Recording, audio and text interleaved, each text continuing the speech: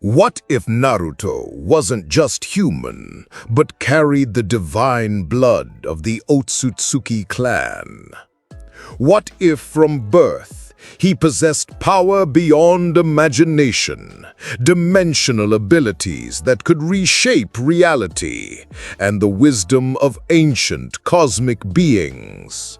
Witness the birth of a god among shinobi in What If Naruto Was an Otsutsuki? The night air hung heavy over Konoha as an orange glow painted the horizon. Not from sunset, but from the terrifying form of the nine-tailed fox bearing down upon the village. Its massive tails whipped through the air, toppling buildings and sending shinobi flying with each devastating sweep. But the true battle had only just begun, far from the panicked eyes of villagers. Within a secluded cave, protected by the most powerful sealing techniques the fourth Hokage could muster, Kushina Uzumaki cried out as contractions intensified. Sweat beaded on her forehead, while Minato Namikaze stood vigilant, his hands maintaining the complex seal keeping the nine tails contained within his wife. "Just a little more, Kushina," whispered Biwako Sarutobi, the third Hokage's wife and most trusted midwife. "The head is crowning." But something wasn't right. As the child began to emerge, Minato felt a disturbance in the chakra network binding the nine tails to Kushina. The beast was reacting to something, not fighting to escape as expected, but resonating, almost like recognition. "Minato!" Kushina gasped, her eyes wide with concern. "The seal! It feels different!" As their son finally entered the world, a brilliant light filled the cave. The infant's skin shimmered with an otherworldly glow, small protrusions already visible at his temples, the beginning of horns. His whisker marks were deeper, more pronounced than any Jinchuriki marking should be, and for the briefest moment, his newborn eyes flickered with a pale lavender hue. "Impossible," Minato whispered. Ancient memories from the Hokage archive surfaced in his mind, illustrations of pale-skinned deities from before the founding of the shinobi world. "He's manifesting Otsutsuki traits." Before they could process this revelation, a masked figure appeared, killing the midwives and threatening the newborn. What followed would become legend: Minato's desperate battle, Kushina's sacrifice, and their final act to seal half of the nine tails into their son, while embedding their own chakra within the seal. But what no one anticipated was how the nine tails would react to Naruto's dormant Otsutsuki chakra. As the Death Reaper seal activated and Kurama was drawn into the infant, the fox's ancient chakra recognized something familiar, something it hadn't encountered since the days of the Sage of Six Paths himself.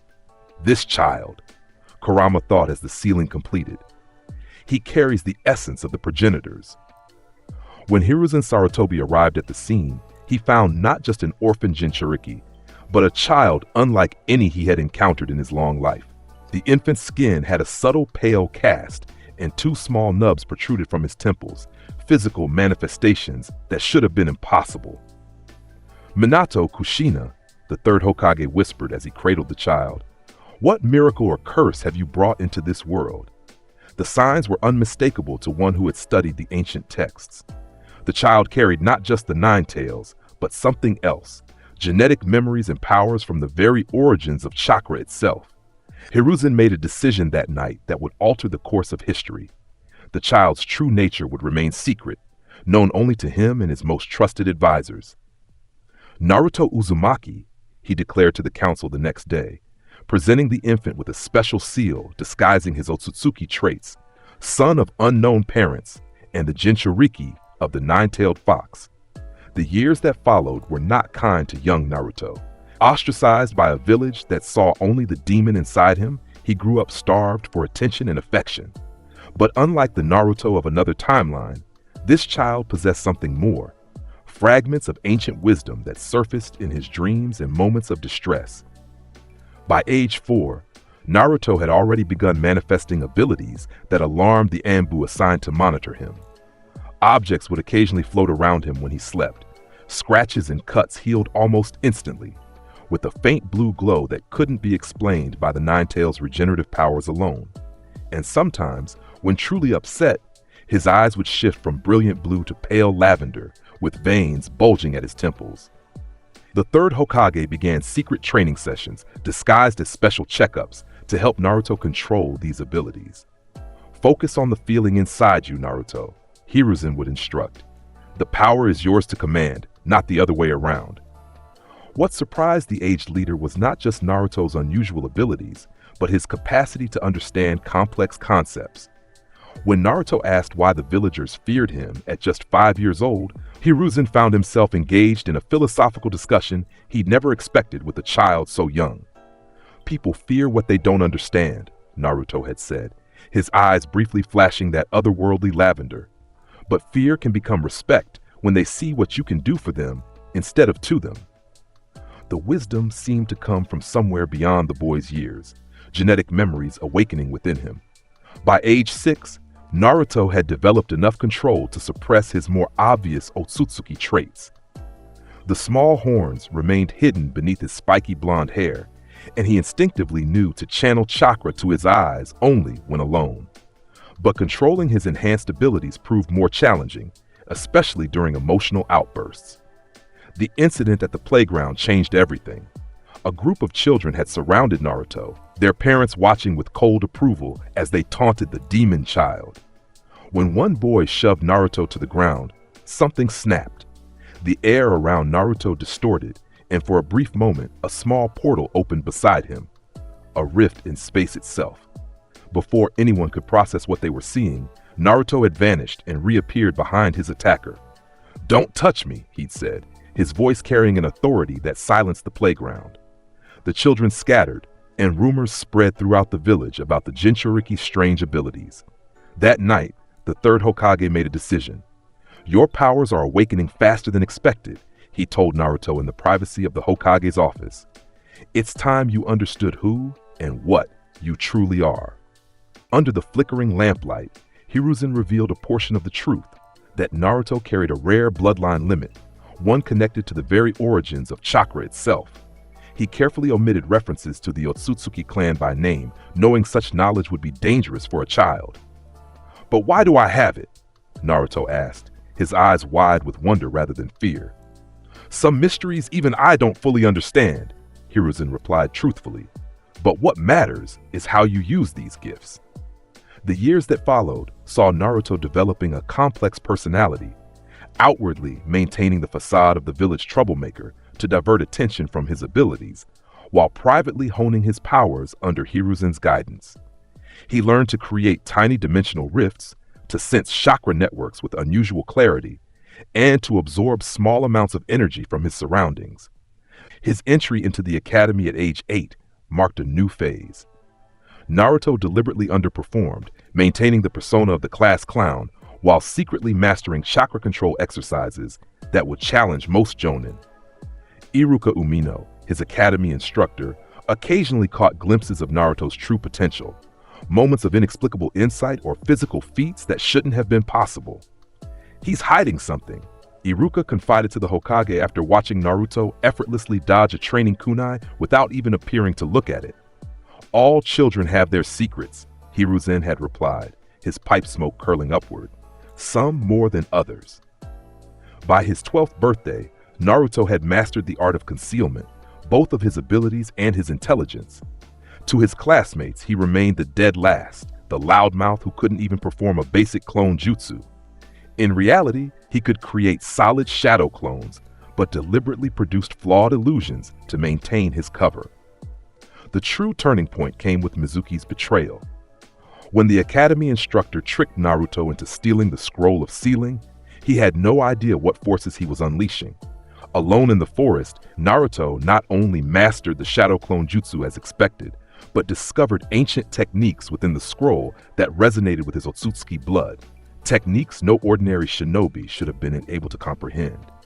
When Mizuki attacked Iruka later that night, revealing to Naruto that he was the Nine-Tails Jinchuriki, he expected the boy to break down. Instead, something ancient awakened in Naruto's eyes. "I know what I contain," Naruto said calmly, his voice carrying an authority that made Mizuki step back. "But I am neither the beast nor its vessel alone. I am Naruto Uzumaki." What followed stunned both Mizuki and Iruka.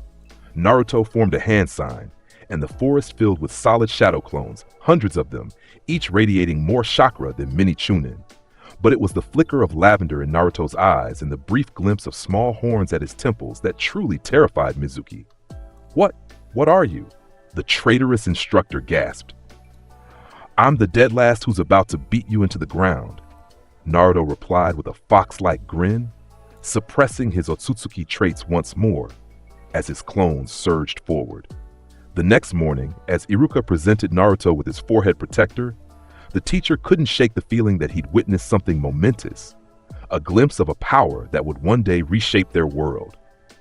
"You're going to make an interesting shinobi, Naruto," Iruka said with genuine warmth. Naruto adjusted his headband, a knowing smile crossing his face. "I'm going to be more than interesting, Iruka-sensei. I'm going to be Hokage." And for the first time, those words carried not just the weight of a child's dream, but the certainty of ancient knowledge. The day of team assignments arrived with anticipation thick in the air. Naruto sat quietly, his usually boisterous demeanor subdued as he sensed the chakra signatures of his classmates. He had deliberately performed the minimum required to pass, ensuring he would be paired with specific teammates for balance, or so the academy thought. Team 7, Iruka announced, will consist of Naruto Uzumaki, Sakura Haruno, and Sasuke Uchiha. Naruto feigned excitement at being paired with Sakura while privately assessing the team dynamics. Sasuke's dormant Sharingan carried potential that resonated with Naruto's own hidden abilities.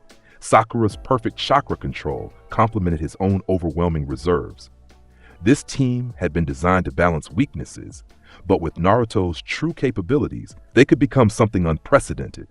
Their first meeting with Kakashi Hatake confirmed Naruto's suspicions. The Jonin's lazy demeanor masked keen observation, and during the bell test the next day, Naruto felt Kakashi's gaze lingering on him with growing curiosity. Naruto maintained his facade during the exercise, acting the fool while subtly guiding his teammates toward cooperation. When Kakashi bound him to the training post for attempting to steal lunch, Naruto could have easily escaped through a small dimensional rift, but chose to remain tied up. The lesson of teamwork was too important to subvert. As Kakashi evaluated his new Genin team, he couldn't shake a nagging feeling about Naruto. The boy's chakra signature fluctuated in ways that reminded him of something ancient, something he'd glimpsed in old Anbu files. But the thought slipped away as he focused on molding these disparate personalities into a functional unit. "Your first real mission begins tomorrow," Kakashi announced, his visible eye crinkling in a smile. "Be prepared for anything." The weeks that followed brought mundane D-rank missions, capturing lost pets, weeding gardens, and picking up litter. Naruto played his part, complaining loudly while secretly using each task to hone his chakra control. His shadow clones, when deployed for chores, provided perfect opportunities to practice channeling his Otsutsuki abilities without detection. When Naruto finally erupted in the Hokage's office, demanding a real mission, his performance was only half feigned. Despite his ancient wisdom, the 12-year-old body he inhabited still craved action and recognition. The C-rank escort mission to the Land of Waves seemed straightforward enough, but Naruto sensed deception in Tazuna's chakra immediately. As they departed Konoha's gates, he maintained his outward enthusiasm while remaining alert for threats. When the demon brothers attacked from their puddle ambush, Naruto detected their chakra signatures well before they emerged, but allowed Kakashi to handle the situation.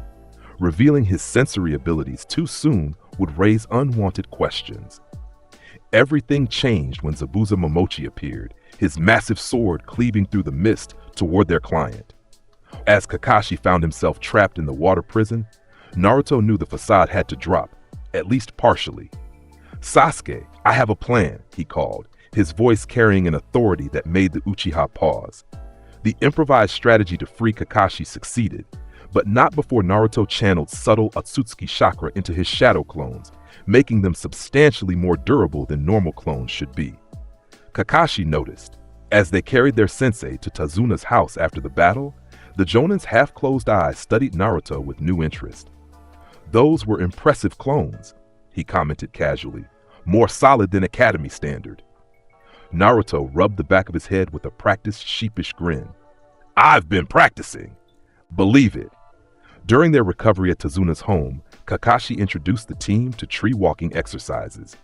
Naruto deliberately struggled initially, allowing Sakura her moment of triumph while secretly testing how his Otsutsuki chakra flowed differently than normal human energy. The week of training that followed saw subtle changes in Team 7's dynamics. Sasuke began to acknowledge Naruto's determination, if not his skill. Sakura's dismissive attitude softened as she observed Naruto's relentless practice. And Naruto himself began allowing tiny glimpses of his true nature to show. Moments of insight or physical prowess that couldn't be entirely explained by hard work alone. The battle on the bridge marked a turning point. Trapped within Haku's crystal ice mirrors, Sasuke awakened his Sharingan while Naruto faced a critical decision. As Senbon needles pierced his body from all angles, his Otsutsuki blood responded to the threat. His eyes flickered toward their Byakugan state, revealing the chakra network within the ice mirrors. "I can see it," he whispered, momentarily forgetting his cover. "The connecting points between the mirrors, they're thinning when he moves." Sasuke glanced at him sharply. "What are you talking about? What can you see?" Naruto forced his eyes back to normal. "Just a pattern. Cover me." What followed was a carefully measured display of power. When Sasuke felt protecting him, Naruto allowed genuine emotion to fuel his response. Red chakra erupted around him, the Nine Tails energy, yes, but subtly guided by Otsutsuki control. Inside his mindscape, Kurama stirred with interest as Naruto drew on his power. "So the little Otsutsuki finally shows himself," the fox rumbled. "Your ancestors enslaved my kind with those eyes of yours." "I'm not my ancestors," Naruto replied in the mental landscape. "And I'm not here to enslave you. I need your strength to protect my friend." The fox's massive eyes narrowed. "Interesting. You're nothing like the others of your kind." "I'm something new," Naruto answered before returning to the battle. Against Haku, Naruto moved with impossible speed, the ice mirrors cracking under his chakra-enhanced blows. When he finally broke through and had Haku at his mercy, the ancient wisdom flowing through his bloodline helped him see beyond rage to compassion. "Sometimes the strongest chains are the ones we place on ourselves," Naruto told the masked ninja, words carrying the weight of generations of Otsutsuki understanding. The aftermath of the wave mission left Team 7 fundamentally changed. Kakashi reported to the third Hokage in private, expressing concerns about Naruto's unexpected abilities. "He's beginning to awaken," Hiruzen confirmed, "earlier than we anticipated." "How much does he know about what he is?" Kakashi asked. "Enough to be cautious, not enough to be dangerous," the Hokage replied, smoke wreathing his aged face. "Watch him, Kakashi, but do not constrain him. What flows in his veins is older than our village, older perhaps than the shinobi world itself." As spring arrived in Konoha, whispers of the upcoming Chunin exams filled the village. For Naruto, this represented both opportunity and challenge. A chance to test his growing abilities against stronger opponents, but also a risk of revealing too much too soon. Team 7's entry into the exams was met with mixed reactions. Other rookie teams looked upon them with skepticism, while more experienced Genin marked them as easy targets. Only a few, like Neji Hyuga with his Byakugan, sensed something unusual about the loud blonde boy with whisker marks. The written portion of the exam presented an unexpected complication. Surrounded by Chunin plants and sophisticated cheating techniques, Naruto found himself needing to gather information. Rather than using obvious methods, he discreetly activated a partial Byakugan state, keeping his head down while veins subtly bulged around his eyes. The chakra networks of everyone in the room became visible, including the correct answers flowing through the pencils of the plants. Ibiki Morino, watching from the front of the room, narrowed his eyes as he observed Naruto. Something about the boy's chakra fluctuated in a pattern he'd never encountered before. Not quite Hyuga, but reminiscent of their techniques. When the final question came and teams began to withdraw, Naruto's outburst about never giving up wasn't just for show.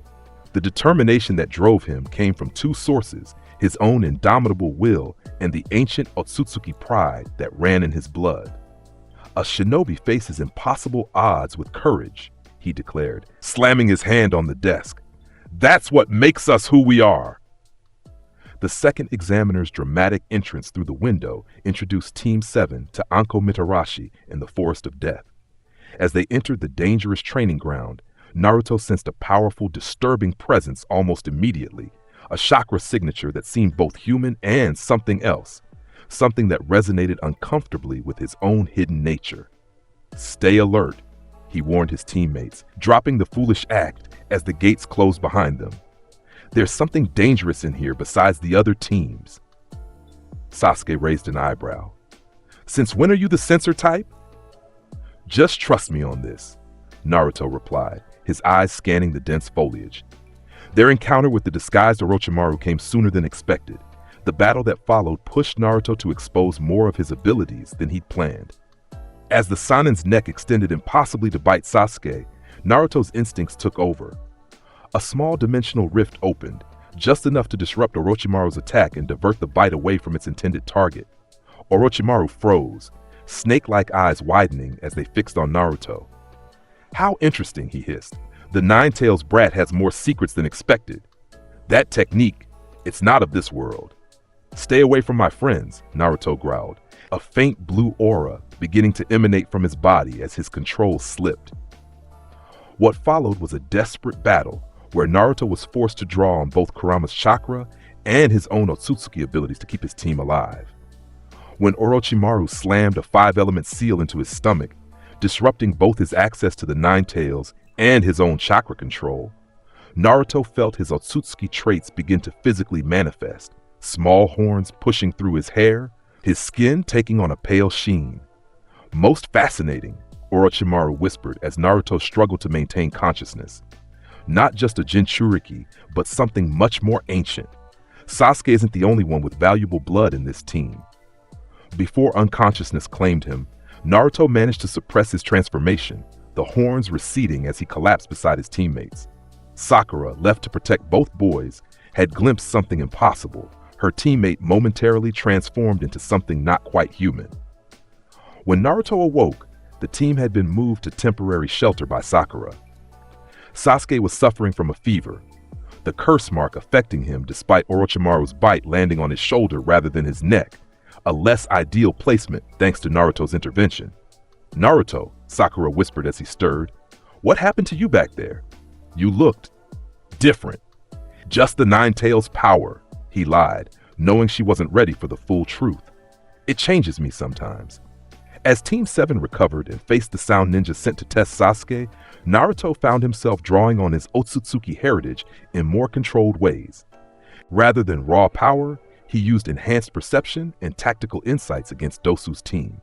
When Sasuke awakened with the curse mark's power flowing through him, Naruto recognized the corrupted nature of the energy. It felt like a twisted imitation of natural chakra, something artificially enhanced. "Sasuke, that power isn't yours," he said, placing a hand on his teammate's shoulder as the Uchiha prepared to break Zaku's arms. "It's using you, not the other way around." Something in Naruto's voice, the ancient authority of Otsutsuki chakra, broke through Sasuke's rage. The marks receded, and Sasuke stared at his hands in confusion. "How did you know?" he demanded later, when they were alone. Naruto chose his words carefully. "I recognize borrowed power when I see it. Trust me, nothing free is ever truly free." Their arrival at the tower completed the second phase, qualifying them for the preliminary matches. As the genin gathered in the arena, Naruto felt numerous eyes upon him, not just from his peers, but from the Jonin and Anbu hidden in the shadows. His display against Orochimaru had not gone unnoticed. The preliminaries paired Naruto against Kiba Inuzuka, a match many expected to be one-sided in the Inuzuka's favor. Naruto maintained his underdog persona initially, taking hits and appearing outmatched. But as the battle progressed, he began incorporating subtle techniques that left the observers puzzled, dodging attacks before they were fully launched, countering from blind spots as if he could see in all directions. "What's with his movements?" Kurenai Yuhi asked Kakashi from the observation deck. "It's almost like he can see Kiba's attacks before they happen." Kakashi's visible eye crinkled slightly. Naruto has always been unpredictable. The match concluded with Naruto's victory, achieved through a combination of shadow clones and unexpected tactics rather than overwhelming power. He carefully avoided showing his Otsutsuki abilities directly, but those with the sharpest eyes, the Hyuga clan members and the more experienced Jonin, noticed how his chakra flowed in patterns unlike any normal shinobi. After the preliminaries, the third Hokage summoned Naruto to his office under the guise of congratulating him. The real conversation happened behind privacy seals. "You're revealing too much, too quickly," Hiruzen said, his aged face serious. "Orochimaru has taken an interest in you now alongside Sasuke." "I couldn't let him mark Sasuke properly," Naruto replied, "and I didn't show everything." "No, but enough to raise questions." The Hokage sighed. "The month before the finals will be crucial. You need training not just in techniques, but in concealment." "Who will train me?" Naruto asked. The answer came in the form of Jiraiya, one of the legendary Sannin, who appeared to take an interest in Naruto as a fellow Jinchuriki. But in private, the true nature of their training became clear. "So you're the Otsutsuki child," Jiraiya said when they were alone at a remote hot spring. "Sarutobi-sensei told me about you years ago, but I had to see it for myself." "You know what I am?" Naruto asked, surprised. Jiraiya's normally jovial face turned serious. "I've traveled wider than most, kid. The Otsutsuki clan isn't just legend to those who've studied the most ancient texts. They came from beyond the stars themselves." Under Jiraiya's guidance, Naruto began intensive training that balanced his three chakra natures, his own natural reserves, the Nine Tails power, and his awakening Otsutsuki abilities. The Sannin taught him to summon toads, but was stunned when Naruto's first major attempt resulted not in Gamabunta as expected, but a momentary glimpse of an unknown dimension, a space between realms where massive white serpentine creatures dwelled. "Pull back!" Jiraiya had shouted, disrupting the technique. "That's not the Toad realm." Naruto, drained from the attempt, collapsed panting. "What was that? I felt something familiar calling me." Jiraiya's expression was grave. "The Otsutsuki have their own summons from realms beyond our understanding. Your blood remembered, even if you didn't." The training refocused on controlling these divergent pathways, teaching Naruto to channel his heritage safely while mastering techniques that could be explained by his status as a Jinchuriki. By the time the finals approached, he had developed a fighting style that incorporated shadow clones, Rasengan training, and just enough unusual techniques to be attributed to the Nine Tails influence. The day of the Chunin exam finals arrived with tension hanging over Konoha. Naruto, dressed in a modified orange and black outfit that concealed seal work designed to help suppress his more obvious Otsutsuki traits, entered the arena with calm determination. His match against Neji Hyuga presented a unique challenge. The Byakugan could potentially see through his disguise, recognizing the unusual chakra pathways that marked his heritage. As they faced off in the arena, Neji's eyes narrowed. "Your chakra system," he began, veins bulging around his eyes. "It's unlike anything I've seen. The Nine Tails influence is obvious, but there's something else, something older." "We all have our burdens and gifts," Naruto replied, falling into a ready stance. "Today, I'll show you that destiny isn't fixed, Neji. We choose our own paths." The battle that followed became legendary among the spectators. Neji's precise, gentle fist techniques against Naruto's seemingly inexhaustible stamina and unpredictable style. When Neji closed all of Naruto's Tenketsu points, the audience expected defeat for the blonde shinobi. Instead, they witnessed something remarkable. Within his mindscape, Naruto stood before the Nine Tails cage. "I need your chakra, but on my terms," he told the massive fox. Kurama growled, but with less hostility than before. "Your Otsutsuki blood makes you different from my previous jailers. Less human, but more understanding," Naruto countered. "I can sense what you truly are, not just hatred and destruction, but a being of living chakra with your own will. Lend me your strength now, and one day, I promise you freedom, not from me, but with me." The fox studied him with ancient eyes. Bold words from a child with old blood. "Take what you need, for now." Red chakra erupted around Naruto in the arena, but unlike his previous manifestations, this energy flowed with precision, reopening chakra pathways but maintaining human appearance. Only those with the sharpest eyes noticed the momentary flicker of pale lavender in his irises. The match concluded with Naruto's victory, achieved through a combination of Nine Tails chakra, shadow clones attacking from below, and a display of tactical thinking that surprised even those who knew him well. As he stood over the defeated Neji, his words carried dual meaning. Our blood doesn't determine our destiny. It's what we choose to do with the power we're given that matters. The audience's cheers were cut short as feathers began falling across the arena, a genjutsu heralding the start of the invasion of Konoha. As civilians fell unconscious and shinobi leapt into action, Naruto found himself facing a critical decision. The chaos of battle would allow him to use more of his abilities without scrutiny, but at what cost to his secret? When Gaara transformed and pursued Sasuke out of the village, Naruto followed with Sakura and Shikamaru. The confrontation in the forest pushed him to new limits. Facing a partially transformed Jinchuriki, Naruto recognized the fundamental difference between them. While Gaara was consumed by his tailed beast, Naruto was beginning to work in harmony with both Kurama and his own Otsutsuki heritage. "You're not alone in carrying a monster," Naruto told the sand-encrusted Gaara, "but your existence doesn't have to be about pain and loneliness." The battle culminated with Naruto drawing on deeper reserves of his bloodline than ever before. As Gaara's transformation completed and Shukaku emerged, Naruto summoned Gamabunta while simultaneously channeling Otsutsuki chakra through his body. The resulting transformation surprised even the Toad Boss. Naruto's chakra cloak took on aspects of both the Nine Tails and something more ancient, with small horns of pure chakra extending from his head. "Kid, what exactly are you?" Gamabunta rumbled as they faced the massive Tanuki. "Someone who needs to save his friends," Naruto replied, directing their charge. The clash between tailed beasts shook the forest. When Naruto finally reached Gaara himself, breaking through the sand defenses to deliver a decisive headbutt, the connection between them transcended the physical. For a brief moment, Gaara saw not just Naruto but the ancient lineage behind him, pale figures with horns and pupilless eyes stretching back beyond human history. "You're like me, but not," Gaara whispered as they both fell through the trees, chakra exhausted. "We're both human despite what we carry," Naruto answered as they landed. "That's what matters."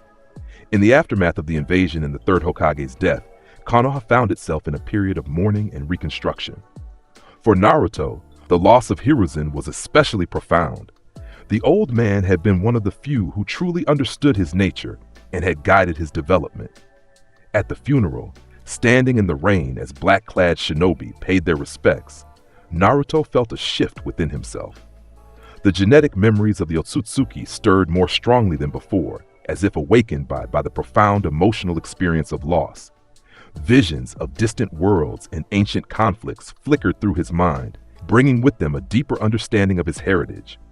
"He knew what you would become," Jiraiya said quietly, appearing beside him after the ceremony. "That's why he protected your secret all these years." "And now?" Naruto asked. "Now we need to find his replacement and continue your training before others discover what you are." The journey to find Tsunade Senju began under the pretense of a training trip, but Naruto understood the true urgency. Without the third's protection, his nature was at greater risk of exposure. As they traveled, Jiraiya began more explicit instruction in controlling the Otsutsuki aspects of his power. The Rasengan, Jiraiya explained as they practiced in a clearing, was invented by the fourth Hokage, but its principles are universal. Chakra rotation, power, and containment. Your bloodline should allow you to take it further than anyone else. Naruto's progress with the technique was remarkable, his inherited understanding of chakra manipulation allowing him to grasp concepts that should have taken months to master. When he finally completed the Rasengan, the sphere in his palm contained subtle variations invisible to normal sight, traces of space-time manipulation that added dimensional properties to the attack.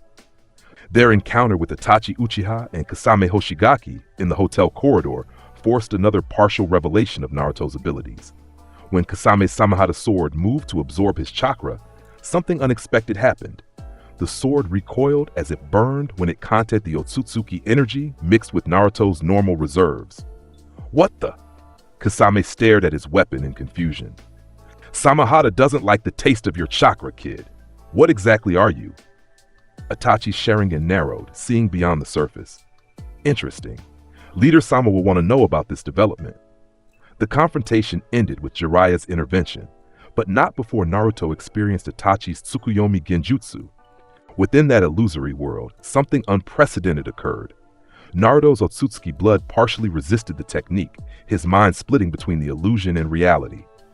Impossible, Itachi murmured, genuine surprise showing on his normally impassive face. Your mind exists in multiple dimensions simultaneously. After the Akatsuki members retreated, Jiraiya looked at his student with new concern. They'll report what they've seen. Our timeline just got shorter. Finding Tsunade became not just a mission to secure a new Hokage, but a race to ensure Naruto had proper protection before more enemies discovered his true nature. When they finally located her in a gambling town, the legendary medic was initially dismissive of both Jiraiya's request and Naruto himself. "So this is the Nine-Tails kid," she said, eyeing him critically in the restaurant. "Doesn't look like much." "Look deeper," Jiraiya suggested quietly, "with your medical expertise." Tsunade's eyes narrowed as she focused her sensory abilities on Naruto. Her expression shifted from dismissive to shocked. "That's not possible," she whispered. "His cellular structure, it's not entirely human." "Now you understand why Sarutobi-sensei protected him, and why Konoha needs you back," Jiraiya replied. The confrontation with Orochimaru and Kabuto days later pushed Naruto further than ever before.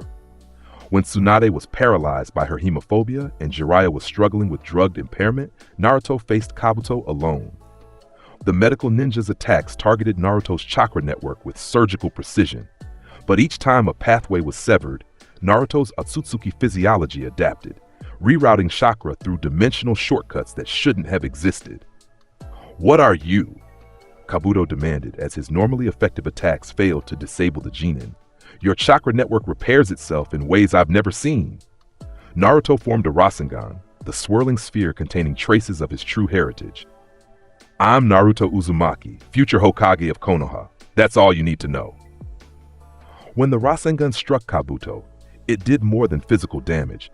The dimensional properties momentarily disrupted the medical ninja's connection to his own chakra network, a technique reminiscent of ancient Otsutsuki methods of subduing opponents. Witnessing Naruto's determination and power finally convinced Tsunade to return to Konoha and accept the position of 5th Hokage. During their return journey, she called Naruto to her room at an inn, privacy seals activated. "I've studied cellular structures my entire career," she said without preamble. "Nothing in our world matches what I see in you. Jiraiya told me the basics, but I need to understand what we're dealing with." Naruto, tired of half-truths, revealed more than he had to anyone besides the third and Jiraiya. He showed her the small horns that now permanently protruded from his hairline, the pale lavender his eyes could become, and demonstrated a small dimensional portal, opening a rift in space that revealed a glimpse of a starry void unlike the night sky of their world. "The Otsutsuki were the originators of Chakra," he explained, knowledge flowing from genetic memory. "They traveled between worlds, planting divine trees that would eventually produce chakra fruit. My ancestors, they weren't kind to the worlds they visited." Tsunade listened in stunned silence before finally responding. "And what does that make you? Friend or threat to our world?" "I'm human too," Naruto insisted. "Born here, raised here. My friends and precious people are here. I want to protect this world, not harvest it." Her expression softened. "Naruto Uzumaki, you may be the most fascinating medical case I'll ever encounter, and perhaps the most important Hokage Konoha will ever have if you survive long enough to claim the hat." The return to Konoha brought new challenges. As Tsunade settled into her role as 5th Hokage, Naruto found himself under increased scrutiny from multiple directions. Ambush shadows followed him more obviously than before, though whether for his protection or monitoring remained unclear. His friends from the rookie teams began to question the abilities he'd displayed during the Chunin exams and invasion. But the greatest challenge came from within Team 7 itself. Sasuke, having witnessed Naruto's growth and unusual powers, burned with a mixture of curiosity and jealousy. The gap between them seemed to widen with each mission, especially after Sasuke himself encountered Itachi and was left traumatized by the experience. "Where does it come from?" Sasuke demanded one day after training, cornering Naruto alone. "Your power. It's not just the Nine-Tails. Even my Sharingan sees something else flowing through you." Naruto measured his response carefully. "We all have our burdens and gifts, Sasuke. Yours is the Sharingan and the legacy of your clan. Mine is complicated. Is it a bloodline? Sasuke pressed. Something from your parents? Something like that, Naruto admitted, but it comes with prices you wouldn't want to pay. The conversation ended unresolved, but Naruto sensed the dangerous direction of Sasuke's thoughts. The curse mark continued to influence the Uchiha, offering shortcuts to power that resonated with his desire for vengeance. The breaking point came after the mission when Sasuke witnessed Naruto defeat opponents he himself couldn't handle. The Sound Four's arrival with Orochimaru's invitation was the final push Sasuke needed to make his decision. When Naruto learned of Sasuke's departure, something ancient and protective surged within him. The retrieval team formed quickly under Shikamaru's leadership, but as they pursued the Sound Four, Naruto found himself drawing more deeply on his Otsutsuki heritage than ever before. During his battle with Kimimaro, after Lee had been incapacitated, Naruto was forced to reveal abilities he'd kept hidden from his peers. As bone spears shot toward him from all directions, his eyes shifted to their Byakugan state, perceiving the attacks before they fully formed. Those eyes, Kimimaro observed, his own Kekkei Genkai creating a forest of bone spikes around them. They're not Hyuga. What are you? Someone who won't let his friend fall into darkness, Naruto replied, opening small dimensional rifts to redirect the bone attacks back toward their sender. The battle escalated as Kimimaro entered his final curse mark state, becoming a creature of bone and malice. Naruto responded by channeling both Nine-Tails chakra and his Otsutsuki energy simultaneously, creating a unique transformation, his skin taking on a pale glow, small horns protruding visibly, while a red-orange chakra cloak formed around him. Two powers in one vessel, Kimimaro observed, even as his disease began to claim him. Orochimaru-sama would find you fascinating. I'm not interested in being anyone's experiment, Naruto growled, forming a Rasengan that contained swirling dimensional energy within its core.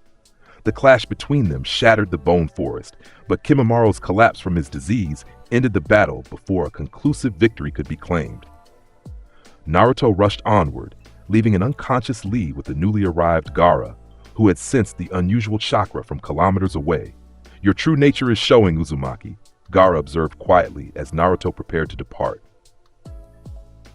Be careful who witnesses it. The final confrontation at the Valley of the End was inevitable. Two friends with ancient bloodlines, standing on the statues of their spiritual predecessors. Sasuke, fully transformed by the curse mark, faced Naruto across the waterfall. Your eyes, Sasuke noted, his own Sharingan spinning as he took in Naruto's appearance. They're not human anymore. Naruto had stopped concealing his nature, his Byakugan-like eyes fixed on his friend. Small horns protruded visibly from his forehead, and his skin had taken on the characteristic pale sheen of his ancestors. Neither of us is entirely human, Sasuke, he replied. You with your Sharingan and curse mark, me with my inheritance. But we're still shinobi of the leaf. We're still friends. Friends make you weak, Sasuke spat. Whatever power you're hiding, it's nothing compared to what Orochimaru offers. You're wrong, Naruto said simply. What flows through my veins is older than the villages, older than the shinobi system itself. And I'm telling you, there are no shortcuts to true strength. The battle that followed transcended ordinary ninja combat. Sasuke's Chidori, enhanced by the curse mark's power, crackled with corrupted natural energy. Naruto's Rasengan, infused with both Nine-Tails chakra and Otsutsuki dimensional energy, created distortions in the air around his hand. They clashed repeatedly across the valley, each exchange devastating the ancient landscape. When Sasuke unleashed the full second state of his curse mark, transforming into a winged demon-like creature, Naruto responded by drawing deeper on his dual heritage. The Nine-Tails chakra formed a fox-like shroud around him, while his Otsutsuki traits became more pronounced, horns lengthening, a third eye-like marking briefly flickering on his forehead. What are you? Sasuke demanded as they grappled midair. I'm what you would be if you stayed in Konoha, Naruto answered. Someone who found power through bonds, not by abandoning them. Their final clash, curse mark Chidori against Naruto's dimensional Rasengan, created a sphere of pure energy that engulfed them both. Within that moment of suspended reality, something remarkable happened. Naruto's Otsutsuki chakra resonated with the natural energy in the atmosphere, briefly creating a phenomenon similar to the truth-seeking orbs of the Sage of Six Paths, small black spheres that absorb Sasuke's lightning attack. But Naruto, still young and untrained in these deepest aspects of his heritage, couldn't maintain the manifestation. The spheres dissolved, and both boys were thrown backward by the explosion of conflicting energies. As they lay exhausted on opposite shores of the river, Naruto's transformations receded. His eyes returned to their normal blue, though the small horns remained visible through his now tattered headband. Across from him, Sasuke's curse mark withdrew, leaving him in his human form once more. "Why do you try so hard to stop me?" Sasuke asked, his voice barely audible over the waterfall. "Because someday," Naruto replied, "you'll understand that what you're seeking isn't found where you're going, and I'll be waiting when you figure that out." Rain began to fall as Kakashi arrived at the valley, finding Naruto conscious but Sasuke gone, having made his choice despite witnessing the depths of his friend's power and devotion. As the Jonin carried Naruto back toward Konoha, he finally asked the question that had been building since their first days as Team 7. "How long have you known what you really are?" Naruto, drifting between consciousness and exhaustion, answered truthfully, "I've always known I was different. The third helped me understand parts of it. The rest, it comes to me in dreams and moments of need. Memories of people who lived long before our world had shinobi." "And what will you do with this power?" Kakashi asked, his visible eye serious. Naruto looked up at the rainy sky, drops falling on his face like tears. "What I've always planned to do. Become Hokage, protect everyone precious to me, and maybe find out if there are others like me somewhere among the stars." As they approached the gates of Konoha, Naruto sensed something changing within him. The battle had awakened aspects of his heritage that couldn't be suppressed again. The small horns had become permanent fixtures. His chakra network had reorganized itself, creating pathways that no human possessed. And deep within his mindscape, Kurama watched with ancient eyes as his host evolved into something neither fully human nor fully Otsutsuki. "The real journey is just beginning," Naruto whispered, looking toward the Hokage monument where his face might someday appear, perhaps the first of his kind to protect a world rather than harvest it. In the hospital room days later, as Sakura sat beside his bandaged form, she finally asked what others had been afraid to voice. "Naruto, what are you becoming?" He met her gaze steadily, allowing her to see the flicker of lavender in his normally blue eyes. Something new, something this world hasn't seen before. His hand found hers, human warmth belying his increasingly otherworldly nature. "But still your teammate, still your friend." Outside his window, beyond the village boundaries and known territories, movements were already beginning in response to the energy signatures detected from the Valley of the End. The Akatsuki had felt it, Orochimaru had sensed it, and somewhere much farther away, beyond the moon itself, ancient eyes had opened, awakened by the chakra of one of their own, manifesting in a world they had seeded millennia ago. The last Otsutsuki had revealed himself, and the world would never be the same. The winds of change swept through Konoha as the gates parted to reveal a figure unlike any the guards had ever seen. Where once stood a boisterous boy in orange, now approached a being of ethereal presence.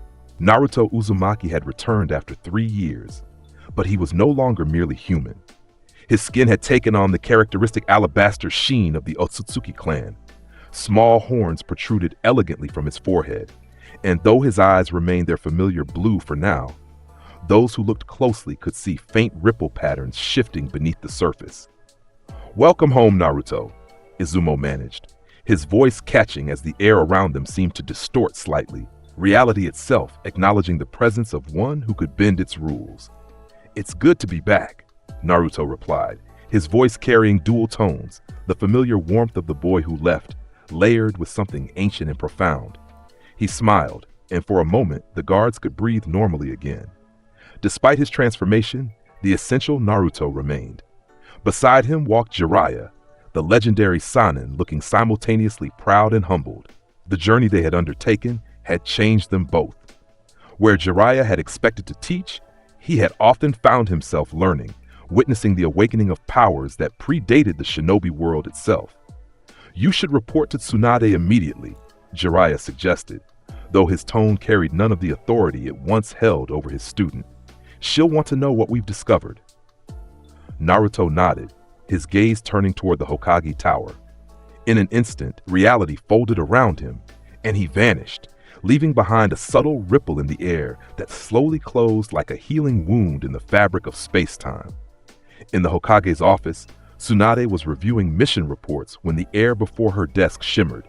She didn't flinch as Naruto materialized. She had been warned to expect such entrances. "Still showing off, I see," she said with a small smile, but her eyes betrayed her awe at the being who stood before her. The reports from Jiraiya hadn't prepared her for the reality. "Lady Tsunade," Naruto greeted, inclining his head slightly. "The training was successful, though perhaps not in the way anyone anticipated." "Tell me everything," she commanded, activating the most powerful privacy seals the office contained. As Naruto began to speak, the air in the room grew heavy with significance. He described how, during their travels, he had begun communing with the genetic memories of his Otsutsuki ancestors. How, in a temple hidden deep within the land of mountains, he had encountered a dimensional rift that responded to his blood. Through it, he had glimpsed other worlds, other realities, and had begun to understand the true scope of his heritage. "The Otsutsuki are not just a clan," he explained, his eyes momentarily shifting to pale lavender with ripple patterns. "They're travelers between worlds, harvesters of chakra. They planted the god tree on countless planets, cultivating the chakra of entire civilizations to produce the fruit that gives them power." "And you?" Tsunade asked, her voice barely above a whisper. "What does that make you?" "Something new," Naruto answered, conviction resonating in his voice. "I've spoken with them, Kaguya, Ishiki, Momoshiki, Kinshiki, the ancestors whose memories flow through my blood. They came to consume. I choose to protect." Before Tsunade could respond, an Anbu appeared, kneeling urgently. "Lady Hokage, we've received an emergency transmission from the Sand Village. The Kazekage has been abducted by Akatsuki." Naruto's expression shifted, his eyes now fully transitioning to their Otsutsuki state, pale lavender with intricate patterns spiraling outward. "Gaara," he whispered, and the name carried power. Without another word, reality split open beside him, revealing a swirling dimensional corridor. "I'll bring him back," he promised, stepping toward the portal. "Wait," Tsunade called. "Take a team." But Naruto had already vanished, the dimensional rift sealing itself behind him. In the space between spaces, Naruto moved with purpose. His consciousness expanded, sensing across dimensions until he located the distinctive chakra signature of his friend. In what would have been days of travel for an ordinary shinobi team, Naruto traversed in seconds, emerging from a rift in reality within a cavern where robed figures surrounded a floating form. The Akatsuki members, Sasori and Deidara, barely had time to register surprise before the cave filled with a light so intense it seemed to illuminate not just the physical space, but the very nature of reality around them. Naruto stood with one hand extended, the air around him distorting as he froze time itself within the cavern. "You will not have him," Naruto stated, each word resonating with authority that transcended human language. Within his mindscape, a massive presence stirred. "So you finally show your true power, little Otsutsuki," Kurama rumbled, his ancient eyes observing with new respect. "Not just mine," Naruto replied internally, "ours." In the physical world, Naruto approached the suspended extraction ritual. Gaara floated lifelessly, the One-Tail's chakra partially drained from his body. With gentle movements that belied immense power, Naruto placed a hand on his friend's chest. Light spiraled from his palm, flowing into the Kazekage's body. "The thread of your life is not yet severed from the tapestry of existence," Naruto murmured. "Return, Gaara of the desert." Color flooded back into the Kazekage's face as Naruto rewove the very fabric of life itself, not just healing but reversing the extraction process. Simultaneously, he reached out with his other hand, his consciousness extending into the plane where the Katsuki had been storing the extracted Biju chakra. With a gesture that bent reality, he pulled the One-Tail's essence back, reforming the connection to its Jinchuriki. Behind him, the frozen Akatsuki members began to stir as his temporal hold weakened from the effort of resurrection. Naruto turned, his eyes now blazing with light. "Sasori of the Red Sand, Deidara of the explosion release, your paths end here. Deidara recovered first, his hand instinctively reaching for his clay. What the hell are you? Some kind of... He never finished his sentence. Naruto simply looked at him, and reality itself seemed to reject Deidara's existence. The missing Nian's body began to unravel, not in blood or violence, but in motes of light that dispersed into the ether. He had not been killed. He had been unmade, his very existence retroactively altered. Sasori, witnessing this, attempted to deploy his 100 puppets. The wooden constructs rose around him in a deadly forest, only to freeze in place as Naruto raised a single finger. Your art is impressive, Naruto acknowledged, but it is bound by the rules of this reality. I am not. The puppeteer's eyes widened behind his Hiruko shell as he felt his very essence being examined on a fundamental level. What are you? He managed to ask. I am Naruto Uzumaki, came the simple reply, and I am the last Otsutsuki who will walk this world. With those words, Sasori experienced something he had thought impossible since converting his body, fear. Unlike Deidara, he was not unmade. Instead, Naruto reached forward and touched the core that contained Sasori's living essence. In that moment, the puppeteer experienced all the emotions he had sacrificed in his pursuit of eternal art. Every moment of human connection he had rejected, every life he had taken, every path not chosen. When Naruto withdrew his hand, Sasori collapsed, his puppet body inert. The life remained within him, but the will to continue his path had been fundamentally altered. Gaara, now fully restored, slowly opened his eyes to witness the aftermath. Naruto? He questioned, his voice weak but clear. You've changed. Naruto turned to his friend, his features softening as he allowed his eyes to return to their familiar blue. We both have, he replied, helping the Kazekage to his feet, but our friendship remains constant. As they emerged from the cave into the desert sunlight, they were met by an approaching rescue team from Konoha, Kakashi, Sakura, and a pale young man named Sai who had been assigned as Sasuke's replacement. Behind them followed a contingent from the Sand Village, led by Temari and Kankuro. Their expressions shifted from determination to confusion to awe as they beheld Naruto and the fully recovered Kazekage. Naruto? Sakura whispered, her medical training immediately cataloging the physiological changes in her former teammate. The horns, the pale skin, the subtle shifting of his chakra network visible even without specialized dojutsu. It's still me, Sakura, he assured her with a familiar grin that momentarily overshadowed his otherworldly appearance, just with some additions. Kakashi's visible eye narrowed in assessment. You reached the Akatsuki hideout before us, neutralized 2 S-rank criminals, and rescued the Kazekage. It wasn't a question, but a statement of fact that carried unspoken questions. I took a shortcut, Naruto replied simply, gesturing to the air beside him where the faintest shimmer suggested a recently closed dimensional rift. The journey back to the Sand Village became a procession of wonder. Word spread rapidly that the Kazekage had been not just rescued, but resurrected, and by a being who walked among them like a god in human form. Villagers lined the streets, bowing as Naruto passed. Some reached out to touch the hem of his clothes, as if contact might bestow some blessing. Gaara, observing this from beside his friend, spoke quietly. They sense what you've become, even if they don't understand it. I'm still the same Naruto who promised to be your friend, he replied, though they both knew this wasn't entirely true. The essence remained, but the being had transcended. In the privacy of the Kazekage's office later that evening, Naruto revealed more of his transformation. He spoke of the 3 years spent with Jiraiya, how they had traveled to ancient sites that resonated with Otsutsuki energy. How, in the depths of meditation, he had begun communicating with the genetic memories of his ancestors. Kaguya was the first to reach me, he explained, his eyes distant with recollection. She showed me the dimensional pathways that connect all realities. Through her memories, I learned how the Otsutsuki travel between worlds. Gaara others? Each came with different knowledge. Ishiki taught combat mastery beyond anything this world has seen. Momoshiki revealed the secrets of chakra absorption and transformation. Kinshiki shared strength that transcends physical limitations. Yet you reject their path of conquest, Gaara observed. Naruto nodded, his expression solemn. They came to harvest. I was born here. My precious people are here. I will use their power to protect, not consume. Before departing the Sand Village, Naruto left a gift for his friend. Placing his palm on the ground of Gaara's private meditation garden, he channeled a specific type of Otsutsuki chakra. The barren sand transformed, crystallizing into patterns that caught the desert light in impossible ways.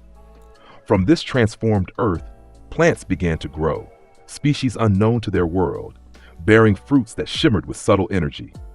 This garden will never wither, Naruto explained. The plants draw energy directly from dimensional boundaries rather than soil or water. Their fruits will help stabilize the one-tailed chakra within you, preventing future extraction attempts. As Team Kakashi prepared to return to Konoha, the shinobi world was already buzzing with news of what had occurred. Reports spread of the pale god of Konoha, who had thwarted Akatsuki and returned life to the dead. In hidden bases throughout the nations, leaders began reassessing threats and alliances in light of this new power. During their journey home, Naruto sensed the questions his teammates were hesitant to ask.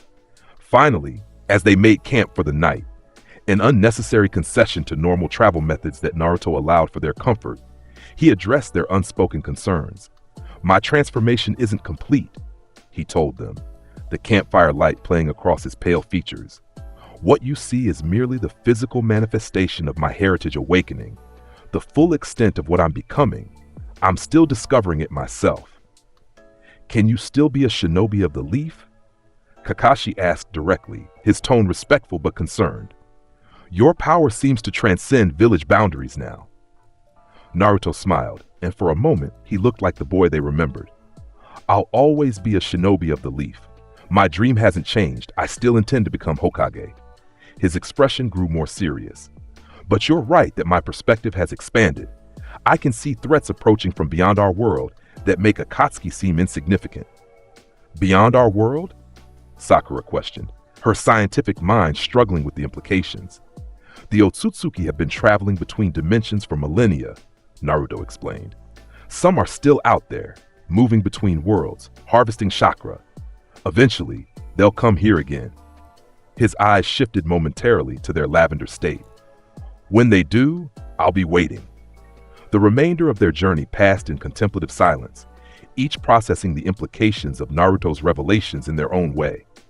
Upon reaching Konoha, they reported directly to Tsunade, who listened with increasing concern to their account of the rescue mission. "The Akatsuki will respond to this setback," she concluded after hearing Kakashi's detailed report. "They've lost 2 members and failed to capture the one-tail. Their next move will likely be more aggressive."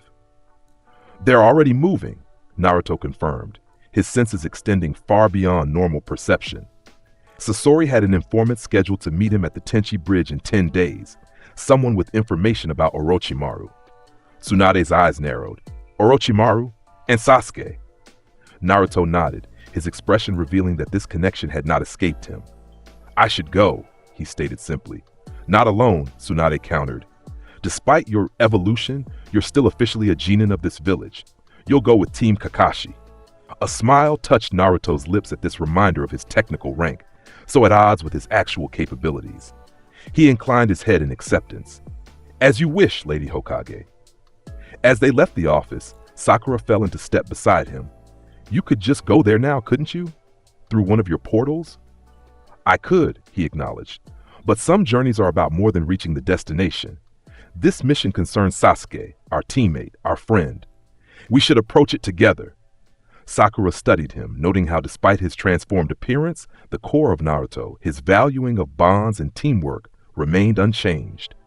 It was both reassuring and unsettling, this combination of the familiar and the transcendent. The 10 days before the mission passed with Naruto reacquainting himself with the village. Children who had once been warned away from the demon boy now followed him in awestruck processions. The civilian council, once his most vocal detractors, now proposed special accommodations befitting his unique status. Through it all, Naruto maintained a humble demeanor, declining special treatment while using his enhanced abilities in small, meaningful ways, healing injuries at the hospital, helping farmers with crops, assisting reconstruction projects with his ability to manipulate matter. Each night, he would retreat to the Hokage monument, sitting atop the fourth stone head and communing with his ancestors. In this meditative state, his consciousness expanded beyond his physical form, connecting with the genetic memories embedded in his evolved DNA. They fear what they cannot understand, Kaguya's essence observed as Naruto shared his experiences of the day. As they should. Not fear, Naruto corrected gently. Respect is what I seek. Understanding. You speak as if you are still one of them, Ishiki's presence noted with aristocratic disdain. Yet you have become something greater. I am both, Naruto insisted. My humanity isn't a limitation. It's what gives me purpose. The journey to the Tenchi Bridge began conventionally, with Team Kakashi, now including Yamato as an additional leader, traveling on foot. Naruto accommodated their normal speed, using the time to observe the subtle changes in his former sensei. Kakashi watched him with a mixture of pride, awe, and caution, clearly struggling to reconcile the godlike being before him with the troublesome student he had once taught. As they approached the bridge, Naruto's senses detected multiple presences. Orochimaru is nearby, he informed the team. Not at the bridge itself, but watching. And Sasuke is with him. Kakashi's eye widened at this information. How far? Distance is relative when you perceive chakra across dimensional boundaries, Naruto replied. But in terms you would understand, approximately 3 kilometers northeast, in an underground bunker. The team adapted their strategy, deciding to proceed with the meeting while remaining alert for Orochimaru's intervention. Yamato, transformed to resemble Sasori, approached the bridge while the others concealed themselves nearby. The informant, Kabuto Yakushi, arrived punctually, but the deception lasted only moments before Orochimaru himself appeared. As the situation deteriorated into combat, Naruto remained unnaturally still, his consciousness split between the immediate battle and the distant presence of his former teammate. Sasuke, he whispered, and reality rippled around him. On the bridge, Orochimaru froze mid-attack, his serpentine eyes widening as he sensed a massive disturbance in chakra. This power, he hissed, genuine fear crossing his features for perhaps the first time in decades. The air beside Yamato shimmered, and Naruto stepped through, his appearance now fully embracing his Otsutsuki heritage. A third eye had opened on his forehead, a Rinne Sharingan that glowed with otherworldly light. His horns had extended, curving elegantly upward. Behind him, truth-seeking orbs hovered in a perfect circle, each containing enough power to obliterate mountains. Fascinating, Orochimaru breathed, scientific curiosity momentarily overriding his fear. The Nine-Tails Jinchuriki has become something unprecedented. Orochimaru, Naruto acknowledged, his voice resonating with multiple tones. Your pursuit of immortality has led you down a pale shadow of the path I have walked. What you seek through forbidden techniques, I have achieved through birthright. The Sanin's expression shifted between calculation and apprehension. And what will the last Otsutsuki do with such power? Rule? Conquer? Destroy? Protect, Naruto replied simply, beginning with those you have corrupted. Before Orochimaru could respond, reality itself seemed to bend around Naruto. In an instant, he had vanished from the bridge, leaving the combatants frozen in confusion. In the underground hideout, Sasuke Uchiha was meditating in a sparsely furnished room when the air before him distorted. He opened his eyes, Sharingan activating instinctively, only to widen in shock at the being who emerged from the dimensional rift. It's been a while, Sasuke, Naruto said, his voice carrying echoes of their shared past despite its new, multi-layered quality. Sasuke rose slowly, his hand instinctively reaching for his sword. Naruto? He questioned, disbelief evident in his typically controlled voice. What happened to you? I embraced what I truly am, Naruto replied, just as you've been embracing your path as an avenger. He took a step forward, the dimensional rift closing behind him. But your path is based on lies and manipulation. Sasuke's eyes narrowed dangerously. You know nothing of my path. I know everything, Naruto countered, his third eye pulsing with light. I've seen beyond the veil of this reality. The massacre of your clan wasn't what you believe it to be. With a swift movement, Sasuke drew his blade, electricity crackling along its length. Don't speak of things you don't understand. Instead of defending himself, Naruto simply raised his hand. The Rinne Sharingan on his forehead glowed intensely. And suddenly both young men stood in a dimension unlike any genjutsu Sasuke had experienced. Around them unfolded the events of the night of the Uchiha massacre, not as Itachi had shown Sasuke, but from a perspective that revealed Danzo's machinations, the Konoha Council's orders, and Itachi's tears as he carried out his final mission. "This is the truth, Sasuke," Naruto's voice echoed around them. "Not trapped in the past, but preserved across dimensional boundaries where reality cannot be altered." When they returned to the physical world, Sasuke had fallen to his knees, his sword clattering to the ground beside him. "Impossible," he whispered, but the conviction in his voice had vanished. "Itachi is dying," Naruto said gently, kneeling before his friend. "A disease consumes him, and he intends for you to kill him before it does, to die by your hand so you might be hailed as a hero for destroying the clan killer." Sasuke's head snapped up, his eyes meeting Naruto's multidimensional gaze. "How can you know this?" "The same way I found you here. The same way I can show you truths hidden from everyone else." Naruto extended his hand. "Come back with me, Sasuke. Not to avenge your clan by killing your brother, but to redeem it by learning the full truth, by finding a better way." For several moments, Sasuke remained frozen in indecision. Then, slowly, he reached out and grasped Naruto's offered hand. The contact created a surge of chakra that illuminated the room, as something of Naruto's power flowed into Sasuke, creating a connection that transcended physical boundaries. "What did you do to me?"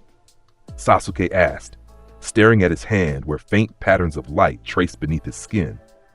"I showed your eyes how to see beyond illusions. All illusions, including Orochimaru's promises." Naruto helped him to his feet. "He never intended to give you his power. He intended to take your body for himself." As if summoned by these words, the door to the chamber burst open. Orochimaru stood there, his face contorted with rage and calculation. "How disappointing, Sasuke-kun," he hissed. "After all I've taught you, you would still be swayed by sentiment." "Not sentiment," Sasuke replied, his voice steady as he moved to stand beside Naruto. "Truth." Orochimaru's eyes narrowed as he assessed the situation, the transformed Naruto, the resolute Sasuke, and the palpable power that now connected them. With a snarl, he lunged forward, his neck extending impossibly as he opened his jaws to reveal the Kusanagi blade. Naruto didn't move. He simply looked at the attacking Sannin, and reality itself seemed to object to Orochimaru's advance. The extended neck froze in midair, caught in a distortion of space-time. "Your experiments sought to transcend human limitations," Naruto observed calmly, "but they are like a child's drawings compared to the cosmic artistry of the Otsutsuki." With a gesture, Naruto created a dimensional rift beneath Orochimaru. The Sannin's eyes widened in genuine terror as he felt himself being pulled into a realm beyond his comprehension. He released thousands of white snakes from his body in a desperate attempt to anchor himself, but each was systematically unmade as it entered the dimensional boundary. "What are you doing to me?" Orochimaru screamed, his composed facade completely shattered. "I'm not killing you," Naruto explained, his expression almost compassionate. "I'm giving you what you always wanted, a new world to study, one where you can neither harm others nor escape." He looked to Sasuke. "Unless you wish to end him yourself, he has taken much from you." Sasuke stared at his former master, struggling against the inexorable pull of the dimensional rift. For a moment, hatred flared in his eyes. Then, surprisingly, he turned away. "He's not worth more corruption of my soul. Do what you must, Naruto." With a nod, Naruto completed the technique. Orochimaru, with a final howl of rage and fear, disappeared into the rift, which sealed itself with a sound like a sigh. Where the Sannin had stood, only a small crystalline object remained, a dimensional anchor that ensured his permanent imprisonment. "Kabuto will be looking for him," Sasuke noted, practical even in the face of these cosmic events. "Kabuto is being dealt with by my team," Naruto replied. "But his loyalty to Orochimaru runs deeper than simple obedience. He will need to find his own path now." With the immediate threat contained, Naruto created another dimensional doorway, this one opening to reveal the forest near the Tenchi Bridge, where Kakashi, Sakura, and Yamato were engaging Kabuto.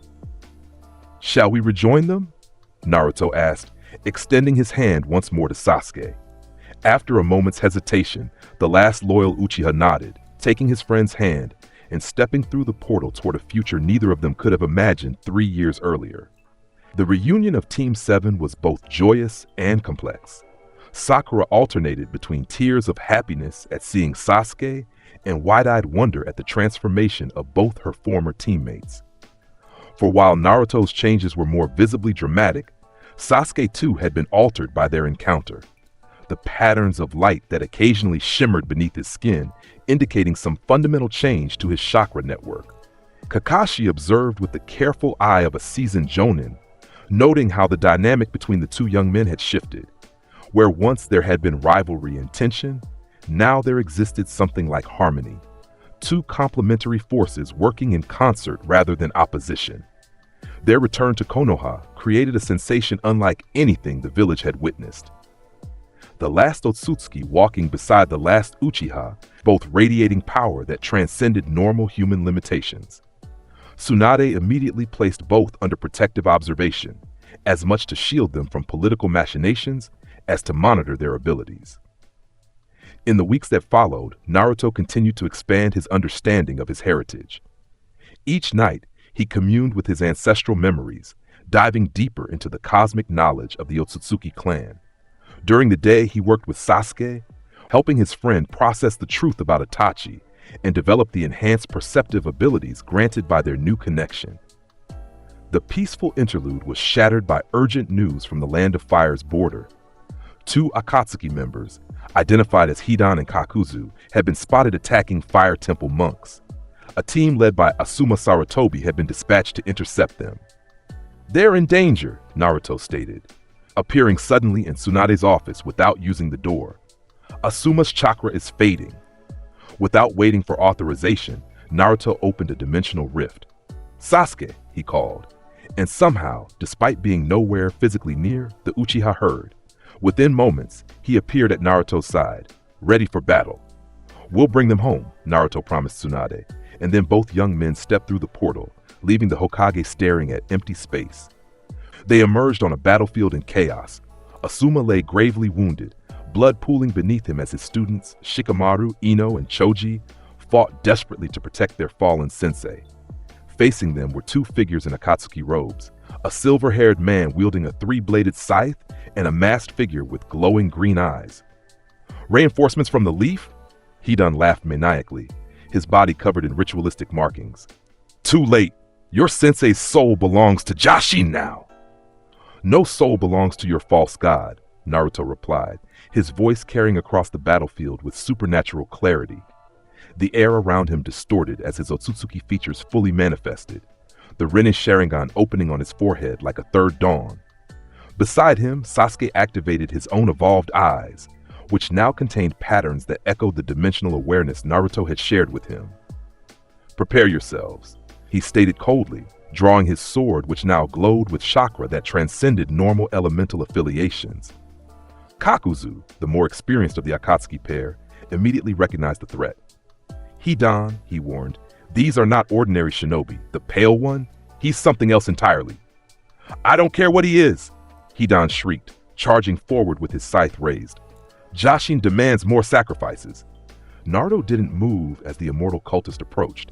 Instead, he simply observed, his multidimensional perception seeing not just Hidan's physical form, but the complex binding techniques that granted him his unnatural longevity. When the scythe was mere inches from his face, Naruto raised one finger. Reality around Hidan fractured. The zealot found himself frozen, not in ice or paralysis, but in a state of existential suspension. His immortality, dependent on his god's blessing, meant nothing in the face of one who could rewrite the fundamental rules of existence. "Your immortality is merely an extension of natural life," Naruto explained, circling the suspended Akatsuki member. "True transcendence requires understanding of dimensional boundaries." With a gesture that seemed almost gentle, Naruto placed his palm on Hidan's chest. The immortal's eyes widened as he felt something essential being extracted from him.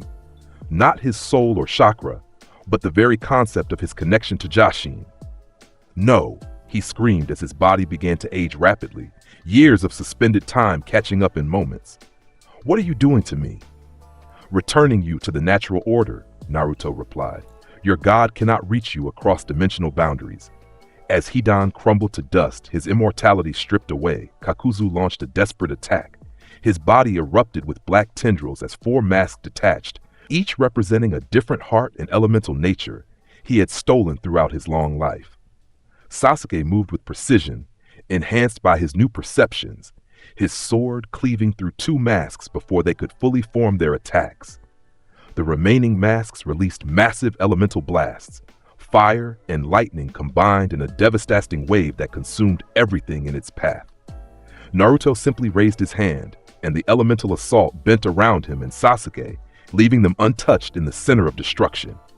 With his other hand, he reached out toward the fallen Asuma, creating a sphere of temporal energy that enveloped the dying Jonin. Inside that barrier, time flows differently, Naruto explained to the astonished Team 10. His wounds are suspended, neither healing nor worsening, until proper medical attention can be provided. Turning his attention back to Kakuzu, Naruto took a single step forward. The ground beneath his feet crystallized, patterns of cosmic energy spreading outward like ripples in a pond. The air became heavy with potential as reality itself seemed to hold its breath. Your pursuit of immortality through stolen hearts ends today, Naruto stated, his voice resonating with finality. But unlike your partner, you will not be destroyed. You will remember.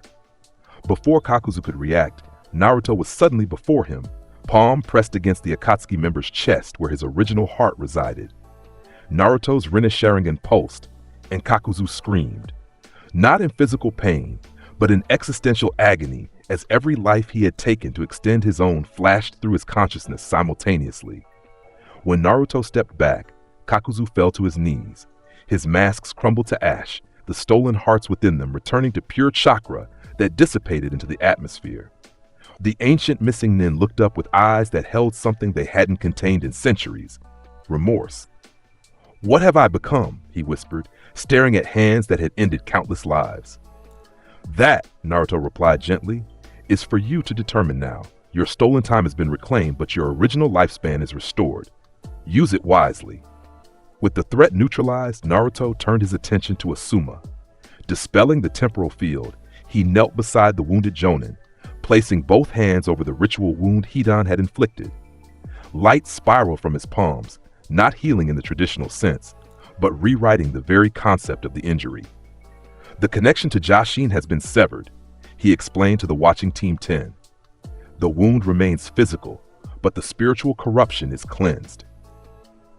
Asuma's eyes fluttered open, clarity returning where death had been imminent moments before. "Naruto?" he questioned weakly, taking in the transformed appearance of the young man above him. "What happened to you?" "A long story," Naruto replied with a small smile. "One you'll have time to hear now." As they prepared to return to Konoha, Shikamaru approached Naruto, his typically lazy demeanor replaced by intense focus. "What you did? It wasn't medical ninjutsu or any technique I've ever seen." "No," Naruto agreed. "It transcends the ninjutsu system entirely. The Otsutsuki exists beyond the constraints of chakra as shinobi understand it." "Otsutsuki?" Shikamaru repeated, the unfamiliar name clearly triggering his analytical mind. "The progenitors of chakra itself," Sasuke interjected, rejoining them after securing the perimeter. "Naruto's ancestors from beyond our world." Shikamaru's eyes widened slightly, a significant reaction from the normally impassive Nara. "Troublesome," he finally muttered, though the word carried none of its usual dismissiveness. "Very troublesome indeed." Their return to Konoha marked another shift in how the village perceived Naruto. Saving a beloved Jonin sensei from certain death, defeating Akatsuki members who had terrorized the shinobi world for years, and bringing Sasuke back to the village, these actions elevated him from curiosity to legend. People began leaving small offerings at the base of his apartment building. Children created games centered around pretending to be the last Otsutsuki. Even the Hyuga clan, typically reserved in their judgments, acknowledged that his eyes contained power that transcended their Byakugan. Through it all, Naruto maintained his essential humility. He continued training with Sasuke, helping his friend channel the enhanced perception granted by their connection. Together, they developed a combat synchronicity that transcended normal teamwork. Sasuke's precision and technical mastery complementing Naruto's reality-altering power. However, As Naruto's consciousness expanded further with each communion with his ancestors, he began detecting disturbances in the fabric of reality that concerned him deeply. Somewhere in the land of water, a massive concentration of chakra was creating ripples across dimensional boundaries. The three tails, he informed Tsunade during one of their regular briefings. It's manifested physically after being extracted from its previous Jinchuriki. Otsutsuki will be moving to capture it soon. Can you prevent this? Tsunade asked, having learned to trust Naruto's cosmic awareness. I can do more than prevent it, Naruto replied, his eyes momentarily shifting to their Otsutsuki state. I can communicate with it. The mission to the Land of Water was officially sanctioned as a preemptive strike against Akatsuki, with Naruto and Sasuke leading teams composed of their former classmates. However, the true purpose, understood by Tsunade and a select few, was to establish contact with the freed Biju. Upon reaching the misty lake where the three tails had emerged, Naruto sensed they weren't alone. Akatsuki is already here, he informed the assembled teams. 2 members hiding within the mist, and someone else. His eyes narrowed. Orochimaru's subordinate, Kabuto. He's changed. How do you want to proceed? Sasuke asked, his hand resting on his sword hilt. Naruto turned toward the placid surface of the lake, his perception extending beneath the water to where the massive turtle-like Biju rested. I need to speak with Isobu first. The Three Tails is confused, disoriented after being extracted from its Jinchuriki and then reforming. Its chakra is unstable. Before anyone could question this plan, Naruto stepped forward onto the lake's surface. As his foot touched the water, ripples spread outward, carrying patterns of light that transformed the liquid into a crystalline pathway. He walked calmly toward the center of the lake, the crystallization spreading with each step. Beneath the surface, the Three Tails stirred, sensing the unprecedented chakra approaching. It rose with surprising speed for such a massive creature, breaking the surface with a roar that sent water cascading in all directions. The shinobi teams tensed, preparing for battle, but Naruto raised his hand in a gesture for calm. Isobu, he called, addressing the Biju by its true name. I come not as an enemy or captor, but as kin to your creator. The massive beast paused, its single eye focusing on the small figure standing fearlessly before it. You smell of the sage, it rumbled, its voice carrying both curiosity and caution. Yet different, older somehow. I carry the blood of those who came before the sage, Naruto explained, allowing his Otsutsuki features to fully manifest. The Otsutsuki clan from whom Kaguya descended. The Three Tails submerged slightly, circling Naruto with wary interest. Why does one of the Star Clan seek me? Your kind created us only to harvest our power. I am both Otsutsuki and human, Naruto replied, born of this world, raised among its people. I seek not to harvest, but to protect, you included. As this conversation unfolded, movement at the lake's edge signaled the arrival of the Akatsuki members, Deidara and Tobi. They paused at the sight before them. The Three Tails engaged in apparent communion with a pale, horned figure, standing on a crystalline platform in the middle of the lake. What the hell is that? Deidara muttered, his scope zooming in on Naruto's transformed appearance. That's not a normal Jinchuriki. Beside him, Tobi had gone unnaturally still, his single visible eye widening behind his orange mask. Impossible, he whispered, the foolish persona he typically maintained completely absent. He carries Otsutsuki chakra, pure and undiluted. On the shore, Sasuke detected their presence. With a gesture to the other team members, he moved to intercept, his evolved Sharingan activating as he faced the Akatsuki pair. Uchiha Sasuke, Tobi acknowledged, his voice now deeper, more controlled. Surprising to find you here, fighting against us, rather than pursuing your brother. My priorities have evolved, Sasuke replied coolly, drawing his sword which hummed with chakra that shifted between elemental natures, as has my understanding of the truth. Deidara, recognizing the younger Uchiha, grinned maniacally. Perfect. I've been wanting to test my art against those cursed eyes of yours. The battle erupted with explosive force as Deidara launched his clay creations. Sasuke moved with supernatural grace, his perception enhanced by the connection Naruto had forged with him. He didn't just see Deidara's attacks, he perceived the intent behind them, the subtle fluctuations in chakra that signaled their timing and power. Meanwhile, in the center of the lake, Naruto continued his communion with Isobu, Akatsuki seeks to capture you, he explained, to extract your chakra and combine it with the other biju for purposes that would bring great suffering. Why should I trust you more than them? The massive turtle questioned, though its aggressive posture had softened. In response, Naruto extended his hand, palm up. A small truth-seeking orb formed above it, shifting to reveal images from his shared consciousness with Kurama. Your brother, the Nine Tails, and I have formed a partnership, not master and servant, but equals with a common purpose. Within the orb, Kurama's massive form could be seen, no longer behind gates but resting in a transformed mindscape that resembled a massive forest beneath a starry sky. The kid speaks truth, Isobu.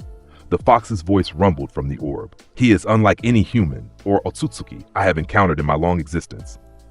The Three Tails considered this, its single eye reflecting the images in the orb. Finally, it submerged slightly in what approximated a bow. What would you have of me, last Otsutsuki?